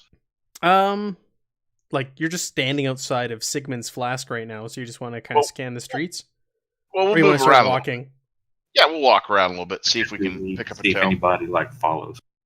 Yeah, go ahead and make a routine awareness check. Anybody who's actively trying to figure out if you're being watched. You say routine or standard? Routine awareness. Boom, boom, boom. Awareness. It's under perception. Yes. Barsh Did it is- roll? It rolled, yep. You might have to just scroll down. I know sometimes Roll20 does it. You just need to scroll down. It doesn't show the last roll. But Edmund, Erg, and Ruby, you guys are all very aware. You're each taking a section of the road. You watch the left, I'll watch the right, I'll watch up ahead, and you guys are very keen and keeping watch. And it does not appear as if you guys are being followed at all. Okay. So we'll get to a spot that's quiet and kind of circle up and say, Ruby will ask the group, so what's the next move? Do we, the harbor master wants us to guard the kid. I suggest we try and talk him into letting us fake his murder and see what else we can play out in terms of getting a tongue to provide. But I think with our evidence and the boys' evidence, we should be able to convince the judge to put this canard out of business. What say you all? Sounds good. We're going to need a body part. You need a tongue? Yep. Maybe a pig's tongue would work, right? What I happen to know, because I've got like my historic memory and maybe running in with the law, would I know of anything like what attempted murder and stuff like racketeering, like what this dude's into? What kind of penalty with the wardens and the judge? Would I be able to work something out where if we could get them on the same side to let them know we're trying to entrap this guy, that we could get him on our side? Like given your experience and your profession, yeah, you have a good idea. Like you know, if it's ever uncovered what this guy's up to in this town, because you've seen, his grasp all over town, and he's basically controlling everybody and everything. If it ever came out, the level of corruption and the size of his organization, he'd be killed by the law. And you think with the proper evidence, it'd be very easy to get them on your side. They'd come in here and take him down. Right. So if we can find them wardens and the judge is supposed to be heading this way, I think we can set this guy up to go down completely. Good. Well, let's see if we can find the wardens. Are they still around? Yeah, you guys want to start poking around town? Walk back to maybe One-Eyed Jacobs or something, or we'll go back to see if their barge is in the there. Yeah. We know the barge, the harbor or the docks. Yeah. Yeah. So you guys are walking around. You've kind of gotten off the path you were on earlier, and you're in a different part of town. And as you're walking through Minute, you hear like cries for help, coming off in a direction. It's a man's voice. Help! Get me out of here! Help! And you guys turn a corner and you see a small shrine to the god Emperor, and beside it is a rusty cage, and within the cage is your friend from last night, Diesel, the bouncer with the wandering hands. Ha ha! And he sees you and he locks eyes with you, and his eyes are wide with fear. And you can hear his voice it's trembling. It's whimpering. You've got to help me, please. You got to help me out of here before that monster returns. I'm begging you. No, it's too late. It's behind you. And you guys turn around to see the monster that Diesel's referring to. And you see a skinny halfling with a perpetual 5 o'clock shadow. And on either side of him, he's got 2 growling warhounds and a twisted smirk on his scarred face. Are they pugs? No, Yeah. they're not pugs. No. He's got a smirk on his face, and he looks you guys up and down, and he goes, I hope you're not planning on doing anything stupid, are you now?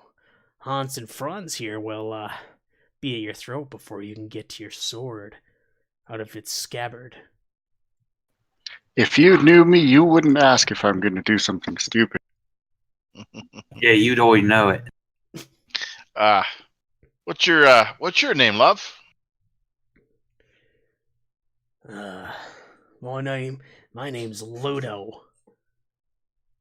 Hello, Ludo. You the local priest then? Hardly, and he spits. I'm She was grinning when she said that. Yeah. Obviously. he doesn't seem amused. Listen, I'm looking for a dangerous criminal. One of them, Erdanes. They say her name is Maria or something like that. You haven't seen her by any chance, have you? What's your name? What's an Erdane? It's a region. It was mentioned numerous times in her appearance last time that she was a Erdanian descent. And look, he goes, there's a crown in it if the tip's good.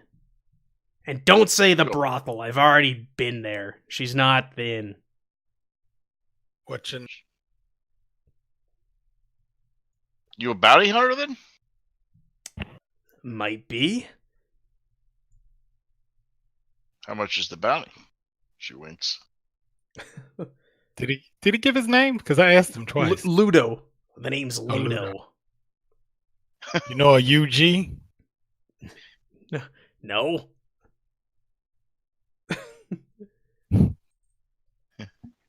Erg goes silent. He Well, Ruby will say we were at the brothel last night and she was there. Oh, really? Well, perhaps you could get me a piece of her clothing or a one of her personal items. My dogs could track her scent, and we could find her. There's a gold crown in it for you if you do so. Miss, so what this last dude that crawls a bounty hunter of your stature? Stature. I wasn't being like trying to be a smartass to him. I was going to say, Ruby's going to shoot you a glance. Watch her with the short jokes. Long Go. Anybody who's looking for more information on what he's doing and this whole thing, go ahead and make me just a standard charm test to try and get him to open up a little bit. All right there, Ruby. Ruby says, "I'm your Huckleberry." Sickly boy-looking boy hired me to capture a renegade sorceress. So I'm here to take her in. A sickly boy.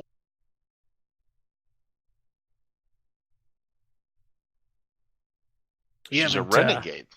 You haven't heard any rumors of where I might find her?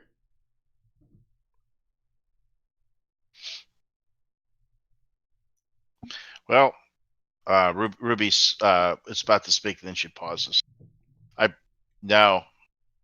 willing to pay if the tip information's good. It's too dangerous, anyways. Can you ride your dogs like a horse?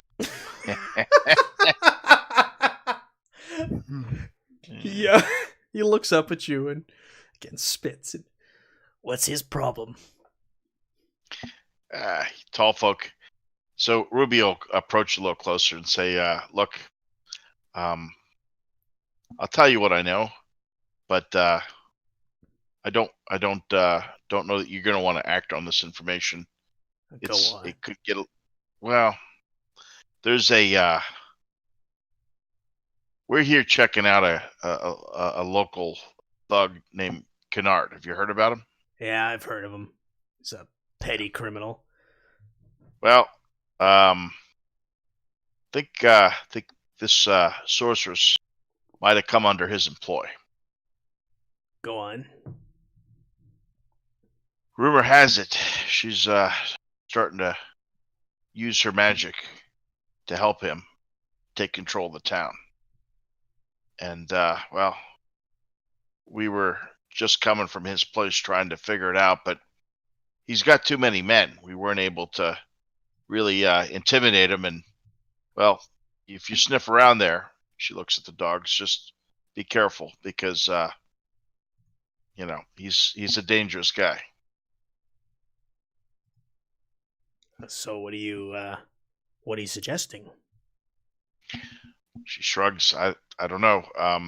She wasn't there when we were there, so I can't prove that she's in league with him. But maybe if you kept an eye on his place, or maybe she'd be. I think he works out of that place. That what's it called? The Flask. The Flask. He's got a table in the back. Maybe maybe set up in there and keep an eye on him. I bet she shows up sooner or later. She's got to report in, right? I'll tell you what, if the tip's good and you're still in town, I'll pay you for your information. All right. Well, And I hope it works out for you. if I'm able to locate her, I'll tell you what, I could use your help. You look like an able lot. If I'm able to locate her and you're willing to help me, I'll pay you 9 gold crowns each for her capture. Alive? He doesn't reply. Just grunts. Okay. All right. Dead or alive. Got it. All right. Well, Ruby seems like she's quite pleased at this prospect. She smiles and says, well, of course. That sounds like a fair wage. Yeah. Very good. Well, if you find out any information or you're able to get something of hers that my dog could track the scent on, it'll help. Right. And he heads on his way. He starts off towards the flask. Sigmund's flask. Best case scenario, one of them kills the other one. Okay. So where... Oh, you still got Diesel in that trap. Also, so you guys are standing there at the shrine to the God Emperor. Diesel's pleading. Oh, get me out of here. Get me out of here. So what'd you do to get in here, Governor? I don't know. I knocked Being out. an idiot. Last thing I remember is you bozos and Jacobs, and I wake up and I'm here in this cage. Last thing I'll remember was that last you trying to get a grab on, put your knock on your head, and put you on the. Get me out of here. Listen, I work for Monsieur Canard. You help me out. I'm sure there's some money in it for you. Why isn't Kennard's boys letting you out anyway? They can't be seen doing this. What'd you tell what'd you tell the halfling about Marie? What's it to you? What'd you tell my kinfolk about? We're just curious, and you're hanging in a cage and asking for favors. Nothing. Okay. She walks away. Yeah, as you're walking away, you notice inside the small shrine that there's an offering bowl that's dominating the small shrine, and there's spent candles and traces of burnt incense can be seen inside. Go ahead and make me a routine folklore test, everybody who's there. Okay. Guys, we do need a tongue. Oh, that Yeah, we do. is poetic. Yeah. Wow. Oh, you're evil. That is poetic. I don't know shit. Making all my. Oh wait, no, I made mine. That was Barsh that missed. Yeah. Nah. Oh no, I didn't. Yeah, 92. Dang it. Ruby made it. I needed So a 65 and I failed it. Ruby and Edmund, you guys both determined that this offering was not made to the God Emperor. It was made to the steward. So in this region, that is a very unusual god. It's very uncommon to find a worship to the steward. Is that like another good pantheon, or is that like a chaos? No, it's another good one. That's a good. What is the region that she's from? The sorceress? Maria? Eridane? Is that a common deity for Eridane? You can go ahead and make a folklore test to see if you know that. Can I apply my 18 on the last roll toward that? No. You can No? go ahead and make me a challenging folklore test now if you'd like to. You can also ask all of us there. Yeah, it's she would. I rolled it before you said challenging, but she'd have gotten under the challenging because it would have been a 40. Yeah, you know, it's not really to any specific region. Like there are areas that are partial to the steward, but you don't recall anything specific about Eridane. Okay. Is the wax still hot? Is it still soft? Yeah, it is still soft, and also as you get closer, you take a closer look at that. You smell orange and lilac in the air. A strange perfume. Oh. That's the stuff that we had before, right? Yeah, what I Mary seem were- to remember someone else who smelled like that last night at the brothel. Mm-hmm. That might be the something about Marie. Orange and lilac. All right.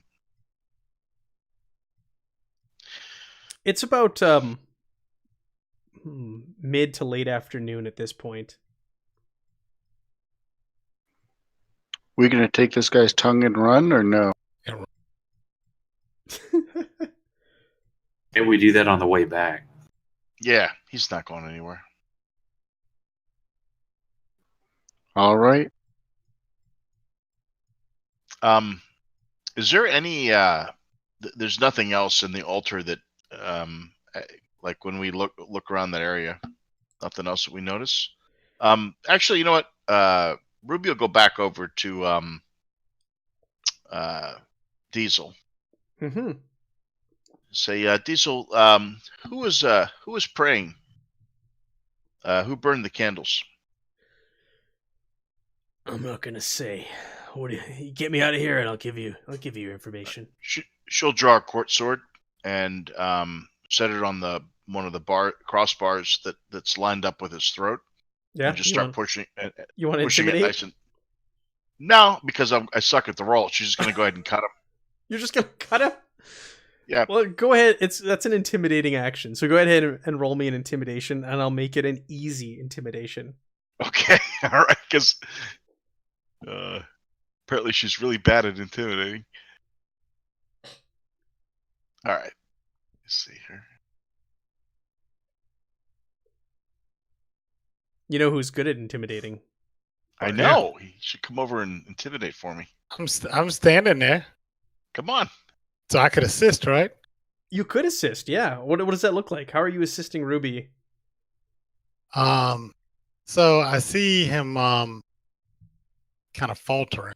Well, not faltering, but I see him put the sword up, and it doesn't seem to be doing anything. And Sword I am. works. It cuts.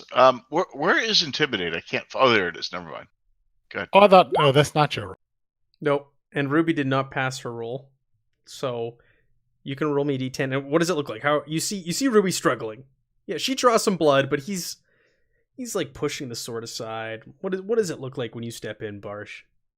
I step in and I just point to Morgenstern at his head like a baseball bat. Do you want to roll your own intimidate, or do you want to try and assist Ruby? I'll roll my own. Yeah, so you just push Ruby aside, and you're like, this is what I do. This and kill things, right? I think you summed him up. There. Ooh. All right. So you ready your Morgenstern and you get it next to his head, and Yeah. What do you say to this guy? What do you say to Diesel? Pay attention to the lady. He goes, That's it. He's like trembling. He's sweating again, and it was the Aridane woman. She was here. All right. You didn't tell the my kin with the dogs. Yeah, I told him. Those monsters. How long ago was she here? I don't know, an hour or so. I don't know. I can't tell time. I'm stuck here in a cage. She see anybody? She talk to anybody? No. How was she? What was she dressed as when you saw her? She was wearing a corset and a dress. I don't know. What do you want me to? Nothing unusual. She wasn't disguised then, just like she would have been at One-Eyed Jacobs. Yeah. All right. Ruby will pat Barsh on the shoulder, give him a big grin, say, "I like your hammer." He just stepped away, but I'm sure he would appreciate that. So you guys want to head to your next destination? Yeah, I think we go back to. What do you think, guys? Back to the docks? Yeah, we're getting late in the day. Yeah. So we got a bunch of people to look out for. Gonna keep an eye out for Kennard's thugs. Got to keep an eye out for the halfling bounty hunter. What was his name? Ludo. We got to keep an eye out for Marie herself, and then the wardens, and then we're also looking for Oots. Yep. And then also the harbor master, in no particular order. Thinking we're going to run into them all in the square in front of the boats. Protecting this kid is a good reason to be at the thing tonight. Yep, but we can't just protect him. We got to fake his death, Ruby said, or we risk a confrontation with Kennard's men if they're having us watched. The night is long and full of shadows. We'll figure it out. All right, fair enough. So we head to the docks. Okay, you head to the docks, and yeah, there's workers milling about. There's a couple of boats and barges that are docked there, and you scan the names of them, and none of them has the name of the twin trout on it. As you're walking through and kind of like scrutinizing things, you see Herman again. Herman Truman. You run into him, the dockmaster, and oh, you're back. You're early. Yeah, you got a problem. What's the problem? Well, Kennard is going to try and murder the boy. Oh. It's just as I suspected. There's good news, though. Yeah, what is that? He hired us to do it. Okay, are you here to? You're not going to hurt the boy, are you? No, of course not. But thought we could perhaps make it appear that he has. All we have to do is produce a tongue. So Okay. we could make it appear as if he's been murdered, and then hide the boy somewhere else, maybe on one of the ships. And yes, that's a very good idea. Okay. Now, go on. Yeah. Well, just go ahead. What were you thinking there? I was thinking your plan. It's excellent. Why don't we keep the plan as it was set out, sunset, and we move the boy when there's not so many eyes. We move him to a boat. I like that. We take him from the toll house to a boat. Well, actually, we had thought we could make it appear that he's been murdered, and like we're getting rid of the body, because we're assuming that Kennard's men will be set up and watching the dock house. Where are you going to get a body from to fake a murder? We're going to use his body. We're just not going to. He's just going to be playing dead. We'll get some pig's blood or get some fake blood and make it look real. This might work. This might work.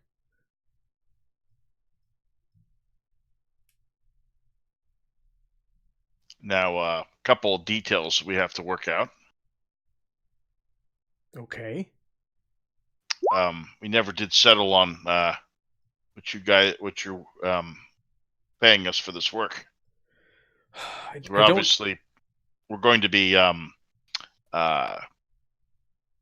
in Kennard's very bad graces, and he is something of a mob boss in town here.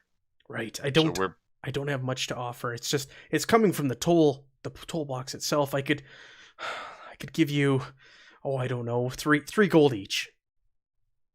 All right. And once we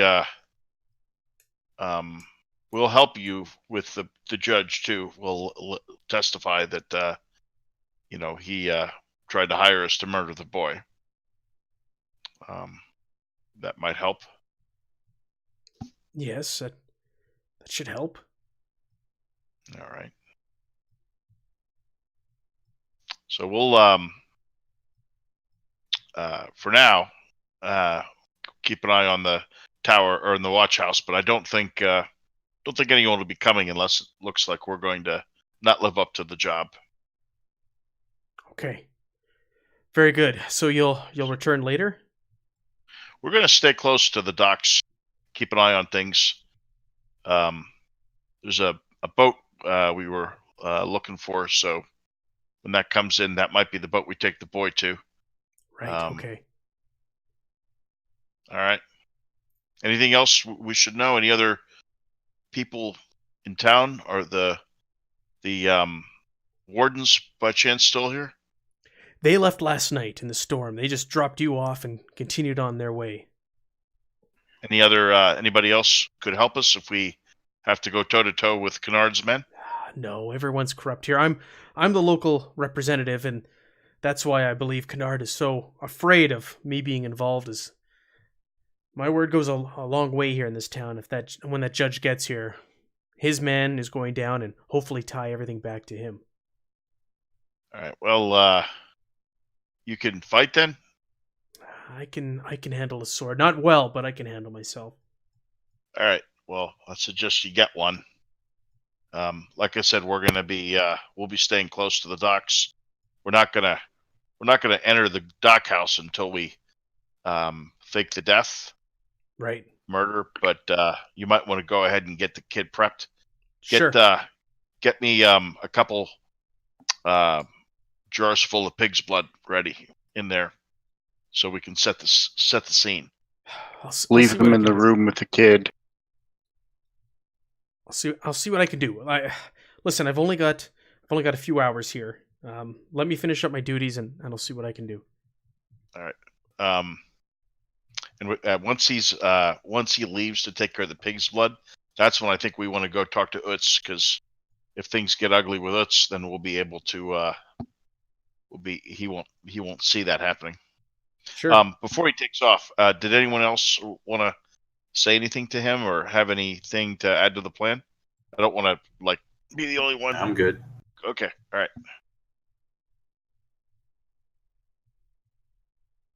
Okay. So he scuttles off, and you see Utz working. He's working near one of the ships now. He's offloading some goods off one of the ships, and yeah, you're able to find him easily. This is obviously an intimidation job, and Ruby's not going to do that, so she'll step back. Yeah. So, like I said, he's a burly human. You get closer. He's a middle-aged man. It looks like he's got a scar across one eye. He's missing an eye.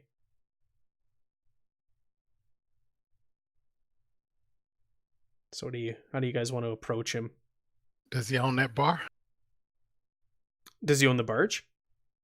No, the bar.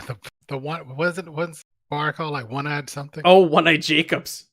You're Is this pretty sure Jacob? he's not the owner of One-Eyed Jacobs. I was told he was dead. Yes, he is. I think Ruby alluded earlier to what a One-Eyed Jacob is. Oh, For Now Twitch I- community reasons, we can't say, but Oh, use your I get it imagination. now I get it. So, yeah, you've got Oots there, and he's working away on the dock.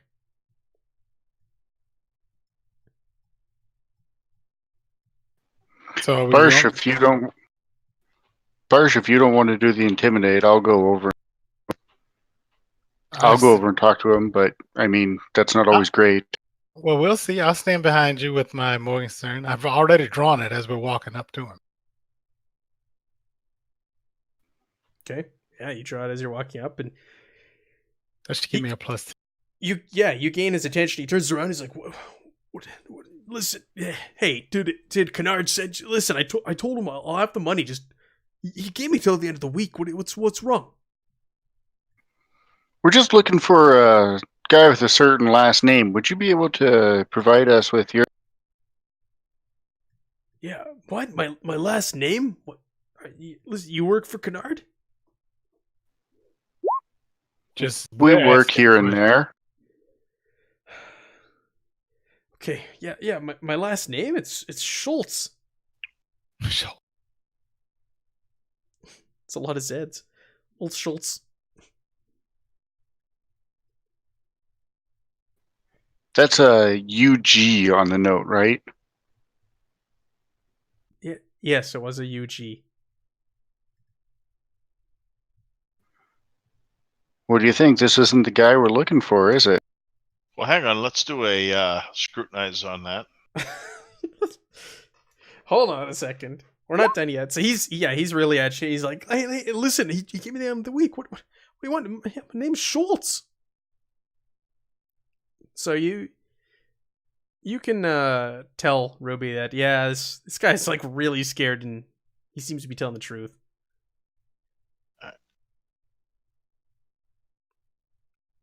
I think our lead might have just dried up here, boys. You believe him? Ruby does. Yeah. Hey, Ruby will go up to the man now, and she's going to be much sweeter. Say, look, a couple things. We don't work for Kennard's boys, and in fact, we'll see about getting. Is that a gambling debt you owe him? Yeah. How much you owe him? I owe him 7 silver. All right. Well, that's what is that? That's like a month's work on the docks, almost probably, right? Yeah, easily. Yeah. How about this? You help us out, and we're gonna make that go away. How's that sound? Who are you? We're the good guys. She gives a big smile, and we don't like people like Kennard Spit on. squeezing all the money out of this town. What kind of help do you want? You can shake me down for money also? No.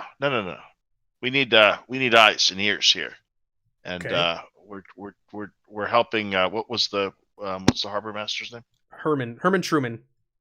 We're helping Herman tonight, and we're gonna need all the help we can get. And you're a big burly guy, so you know how to handle a weapon. No. Well, your eyes and ears will be as good as anything.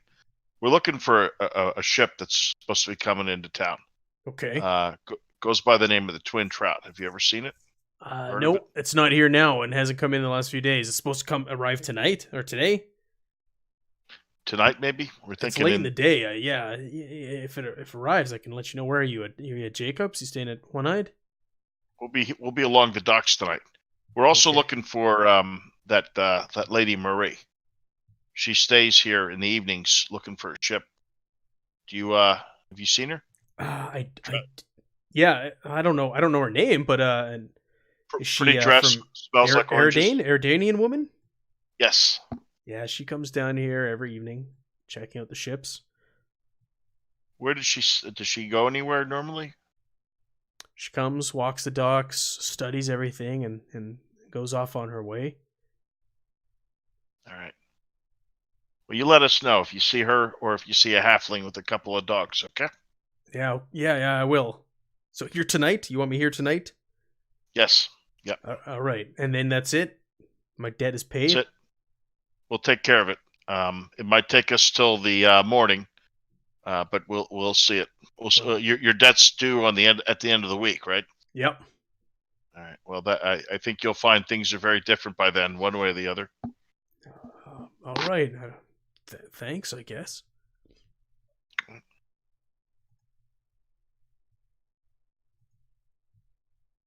Okay. Now we wait. Now you wait? You're going to go to the toll house, or what do you want to just kind of hang out around the docks and watch for ships? Yeah, we want to basically do what a bunch of murderers waiting for the dark of night would do.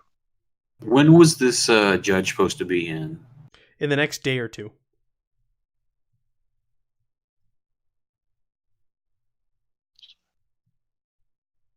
Okay. We're gonna just count down the hours till dusk when Herman scuttles back. What do you guys think? Any good strategies for handling those dogs?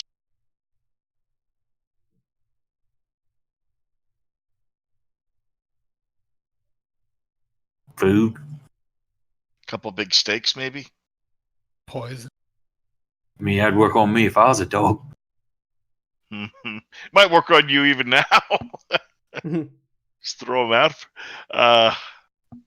Yeah, do we? I don't know if we get a poison fast enough, but this is a fishing town. What if we worked a bunch of like nasty fish hooks into some raw meat? What? Or do we really need to kill the dogs? Yeah. Right. Wait a minute. Do we want to run over to the lantern lady and see if we can get something to put him to sleep easy? Yeah, That might be a little bit better than trying to kill him. Horrible hooks. Well, I mean, sorry, grim dark here. if they die, we can eat them. It's true. So yeah, maybe something to put them to sleep with some meat would be a good idea. That's There you go. let's start there. We'll fall back to the fish hooks if there's nothing. I can give you corruption just for saying that. Dark. I'm gonna give you 2 corruption just for uttering that. It's terrible. Just killing these animals. That's Putting horrible. fish hooks in meat. Dogs. just- Oh, Gut just to cut their insides. No, just a Ruby for being so evil. I agree. Give him 2. Okay, yeah, 2 corruption. All right. No, let's say all of us got 2 corruption, but we're going to give them all the root. Yeah. Well, Edmund was like the voice of reason. Like, can't we just put them to sleep? At least the poison I was talking about was just to kill them, not to put fish hook. Not to make them suffer. Well, I just figured if we couldn't, Let's run over to Yeah. Lantern Lady then before she closes, guys. Sure. Yeah, and maybe is there like a street vendor that's selling cheap cuts of meat? Yeah, you can find cheap cuts of meat. It's kind of like Okay. entrails and like the undesirable pieces that sell for next to nothing. That the dogs would eat up. Okay, Yeah, that you're sounds not good. going after like a ribeye here or something. Mhm. Yeah, you easily find Ribeye. some like scraps of meat. It's just like the leftover stuff, and you can pick that up for a couple of brass pennies. Just 2 brass pennies, and you get some meat. You head back over to Crazy Lantern Lady, and you walk in, and she's whispering to her lantern, and she quickly drops in. Oh yeah, you're back. You're back. What is it that you're looking for?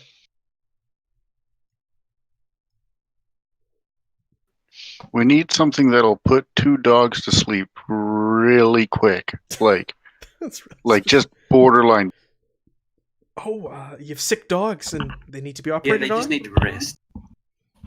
Yes, that's exactly what we have. Okay. Yes. And she starts walking around. She grabs, a little bit of this, a little bit of that, takes another jar, and she starts putting this stuff together, and she eventually puts it in a mortar and pestle and starts crushing it and into a powder. She goes, "This'll do the trick."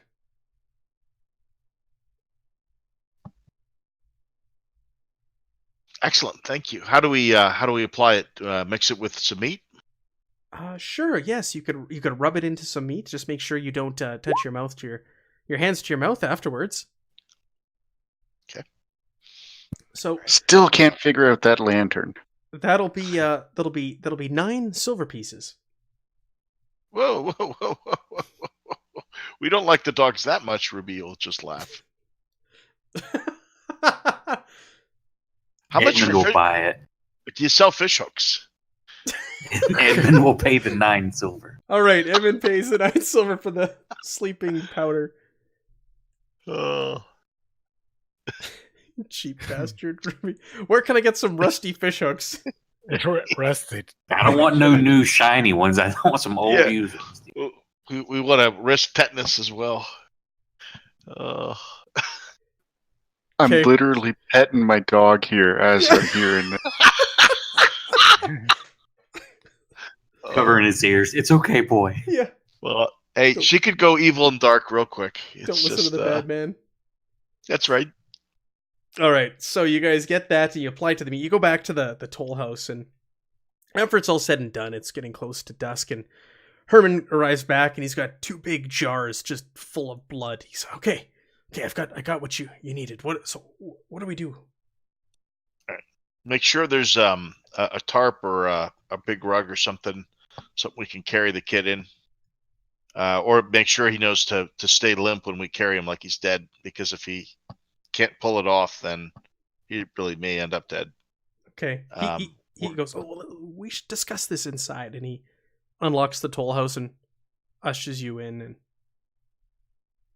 inside, there's a cell at the back, and there's a boy sitting. A young man sitting in it, and he's got manacles on.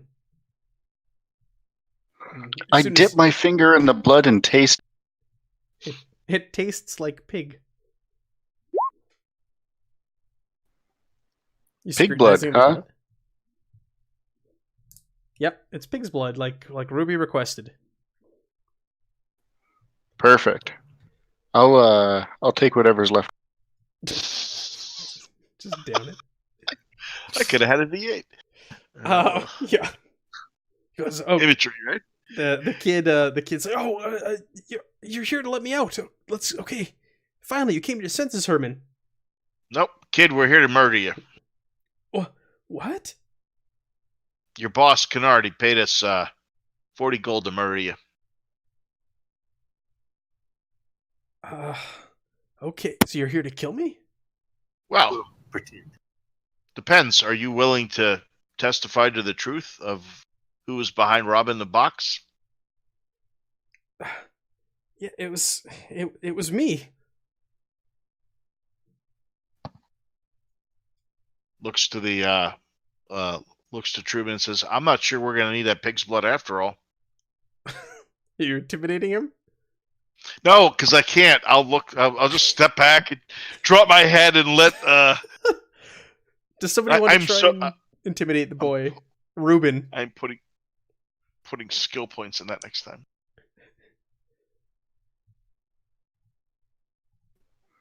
What do you think, Bars? You gonna go for it? I am. I was just looking for the It's gonna be again, it'll be an easy one. All right. Oh, if it's easy, that means I got like 50. So yeah, Barsh, what do you do to intimidate this poor kid in the cell? Listen, we don't have. He's in the cell. Yeah, he's in a So- cell. Yeah, I'm saying, listen, we don't have time around. Listen, and let's move. Okay. We're not Okay. What do we?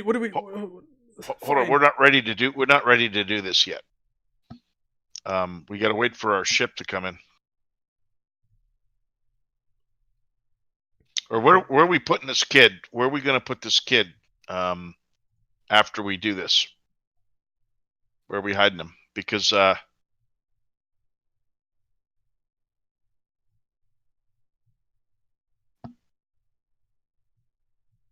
This Anyway, What do you want to do with him?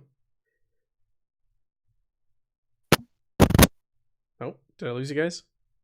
I'm here. I'm just. I just don't know where to put him. Oh. Well, we kind of need to know what's going. Here's the thing that Ruby says.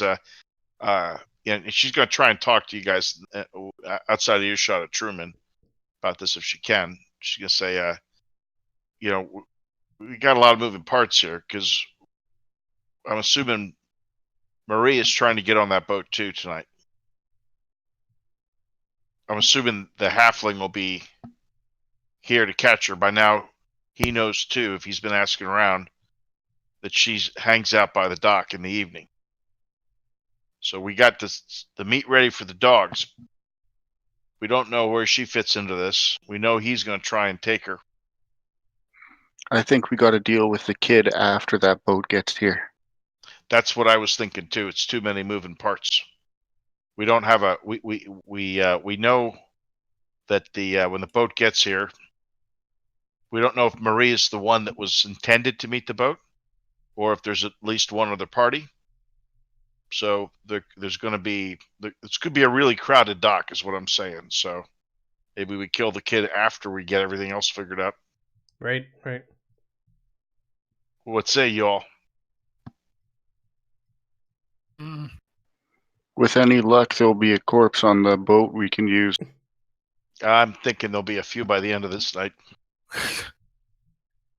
And you see Ruby's got some fish hooks too. All right. So, you guys just want to kind of wait it out until you see sign of the ship? Who's got the meat? Yeah, who's got the meat? The tainted meat. Edmund paid, I think. I paid to get the powder. Yeah. Yeah, you're probably Edmund's probably the one who should be poisoning meat at this point. I'm thinking he's done that before. So Edmund is going to be carrying the poisoned meat? Yeah. You sure y'all want me to carry the meat? I might accidentally He's eat going to it. start gnawing on it. All of a sudden he's passed out sleeping in the corner. Failed your saving Pawn throw. shot first thing might be pretty handy with him throwing that meat. Oh yeah. Okay. So you're going to let Edmund hang on to it? Yep. Okay. And we got how big is this dock? It's fairly large. There's docks for 5 boats. It's a big area.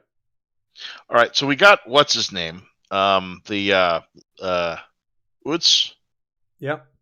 We're gonna set him on one end and give him a like a lantern or something. If you can get a lantern, and gonna tell him to shine the light, flash it twice if it's the girl, and 3 times if it's the halfling. And Okay. So yeah, I'd say Utz has arrived and he's there. He's like, okay, what do you need me to do? And so you give him these instructions and send him to the other end of the. yeah, and tell him just if you have trouble or if there's something else going on, just flash it multiple times, and then so then on the we'll just kind of, I guess you guys want to stay in a pack, right? Scooby Doo, we don't want to split the party. Yeah, I don't think. Okay. Well, yeah. Where's the blockhouse? The toll house? Or the It's at toll like house? one end of the docks. And you're All right, sending so we got Utz to the other. we got Utz on the far side. Yep. We gotta stay close enough to there that if Kennard decides he's gonna move on the kid without us, we gotta be there to stop that shit. So we'll Of the 5 docks, how many of them have boats in? 3 of them. Oh, that's a great idea. So where are the empty docks? The empty docks are there's 2 empty docks close to the toll house, and the other Okay. ones are for the ones that have boats of them are at the far end of the dock. Perfect. Yep. We'll hover around the empty docks, I guess. Okay. Do we want to? How far are the buildings, or the closest buildings to the dock? Like there's just the one building that you're in, at this point. Otherwise, like buildings, like houses and inns and all that, they're a ways off. They're not very close. Like there's the dock area and then a road and then the houses. So no they're not cover or close anything. whatsoever. No. So we can see things coming then. You see things coming, but you're going to be pretty far away to close that gap. You'd probably be best off sitting near the toll house if you're looking to watch, or in the toll house itself. Right. We'll keep it dark around us, right, guys, so we can see light coming. Well, let's go eat some cookies. Oh yeah, he came back with cookies also. Oh, I love it. Oh Magic yeah, that's right. cookies. So you guys are sitting there, you're eating cookies, you're talking with Herman, and you're talking with Ruben, you're glancing out the window every once in a while, and you guys are chatting amongst yourselves, and Herman is standing by the window, and he turns to you and goes, "Oh, I might not. Looks like I won't be needing you guys after all. The Reeves have just arrived early." Those asshats. Oh, yeah, the would-be law. So you guys glance out at the pier, or out the window, and it looks like a patrol boat has just docked at the pier. At the moment, a few Reeves have made their way off the boat, and they're talking to the pale young man with the well-coiffed hair that you saw the night before at One-Eye Jacobs. One of the Reeves hands him a small but weighty box and receives a purse in return. What's the name of the boat that they're coming in on? The Twin Trout. Okay, that's the MacGuffin there. So, with that, you hear shouting coming from the dock entrance, and you see Marie standing there in a wide-brimmed hat covered in purity seals and talismans fastened to her long leather jacket. She's wielding a flintlock pistol in one hand and a claymore in the other. She shouts, "By the power vested in me by the Temple of Stewart, I find you guilty of trafficking in blasphemous artifacts. There can be no mercy for such a crime, no penalty other than the cleansing flame of the pyre. In her wisdom, the custodian may yet grant your souls some clemency in death. I know I will not." Let's go help the crazy lady. Is she a witch hunter? Yeah, she's an inquisitor. She's an inquisitor. Nice. And with that, as she's trails off, and she's about to dish out some divine retribution on those crooked Reeves, she is interrupted by barking and growling, and two familiar warhounds appear on the far side of or nearby on the dock. Haha. Okay. Well, we got that part covered. So the bounty hunter's there, ready to jump to action. So let's end Somebody here. distract the bounty hunter, and I'll get the dogs. We're at just about the end of our time, and this is a perfect place to end off, I think, this week. And then next week will definitely be the end of this quest. Just so you 3 hours of know, combat. this is what I figured was going to happen. This whole session was going to be the investigation. There's not a lot to this one, and then next week we'll see what happens with this witch stone and this inquisitor and a bounty hunter and some more crooked Reeves. Fun. Good stuff. Good investigation.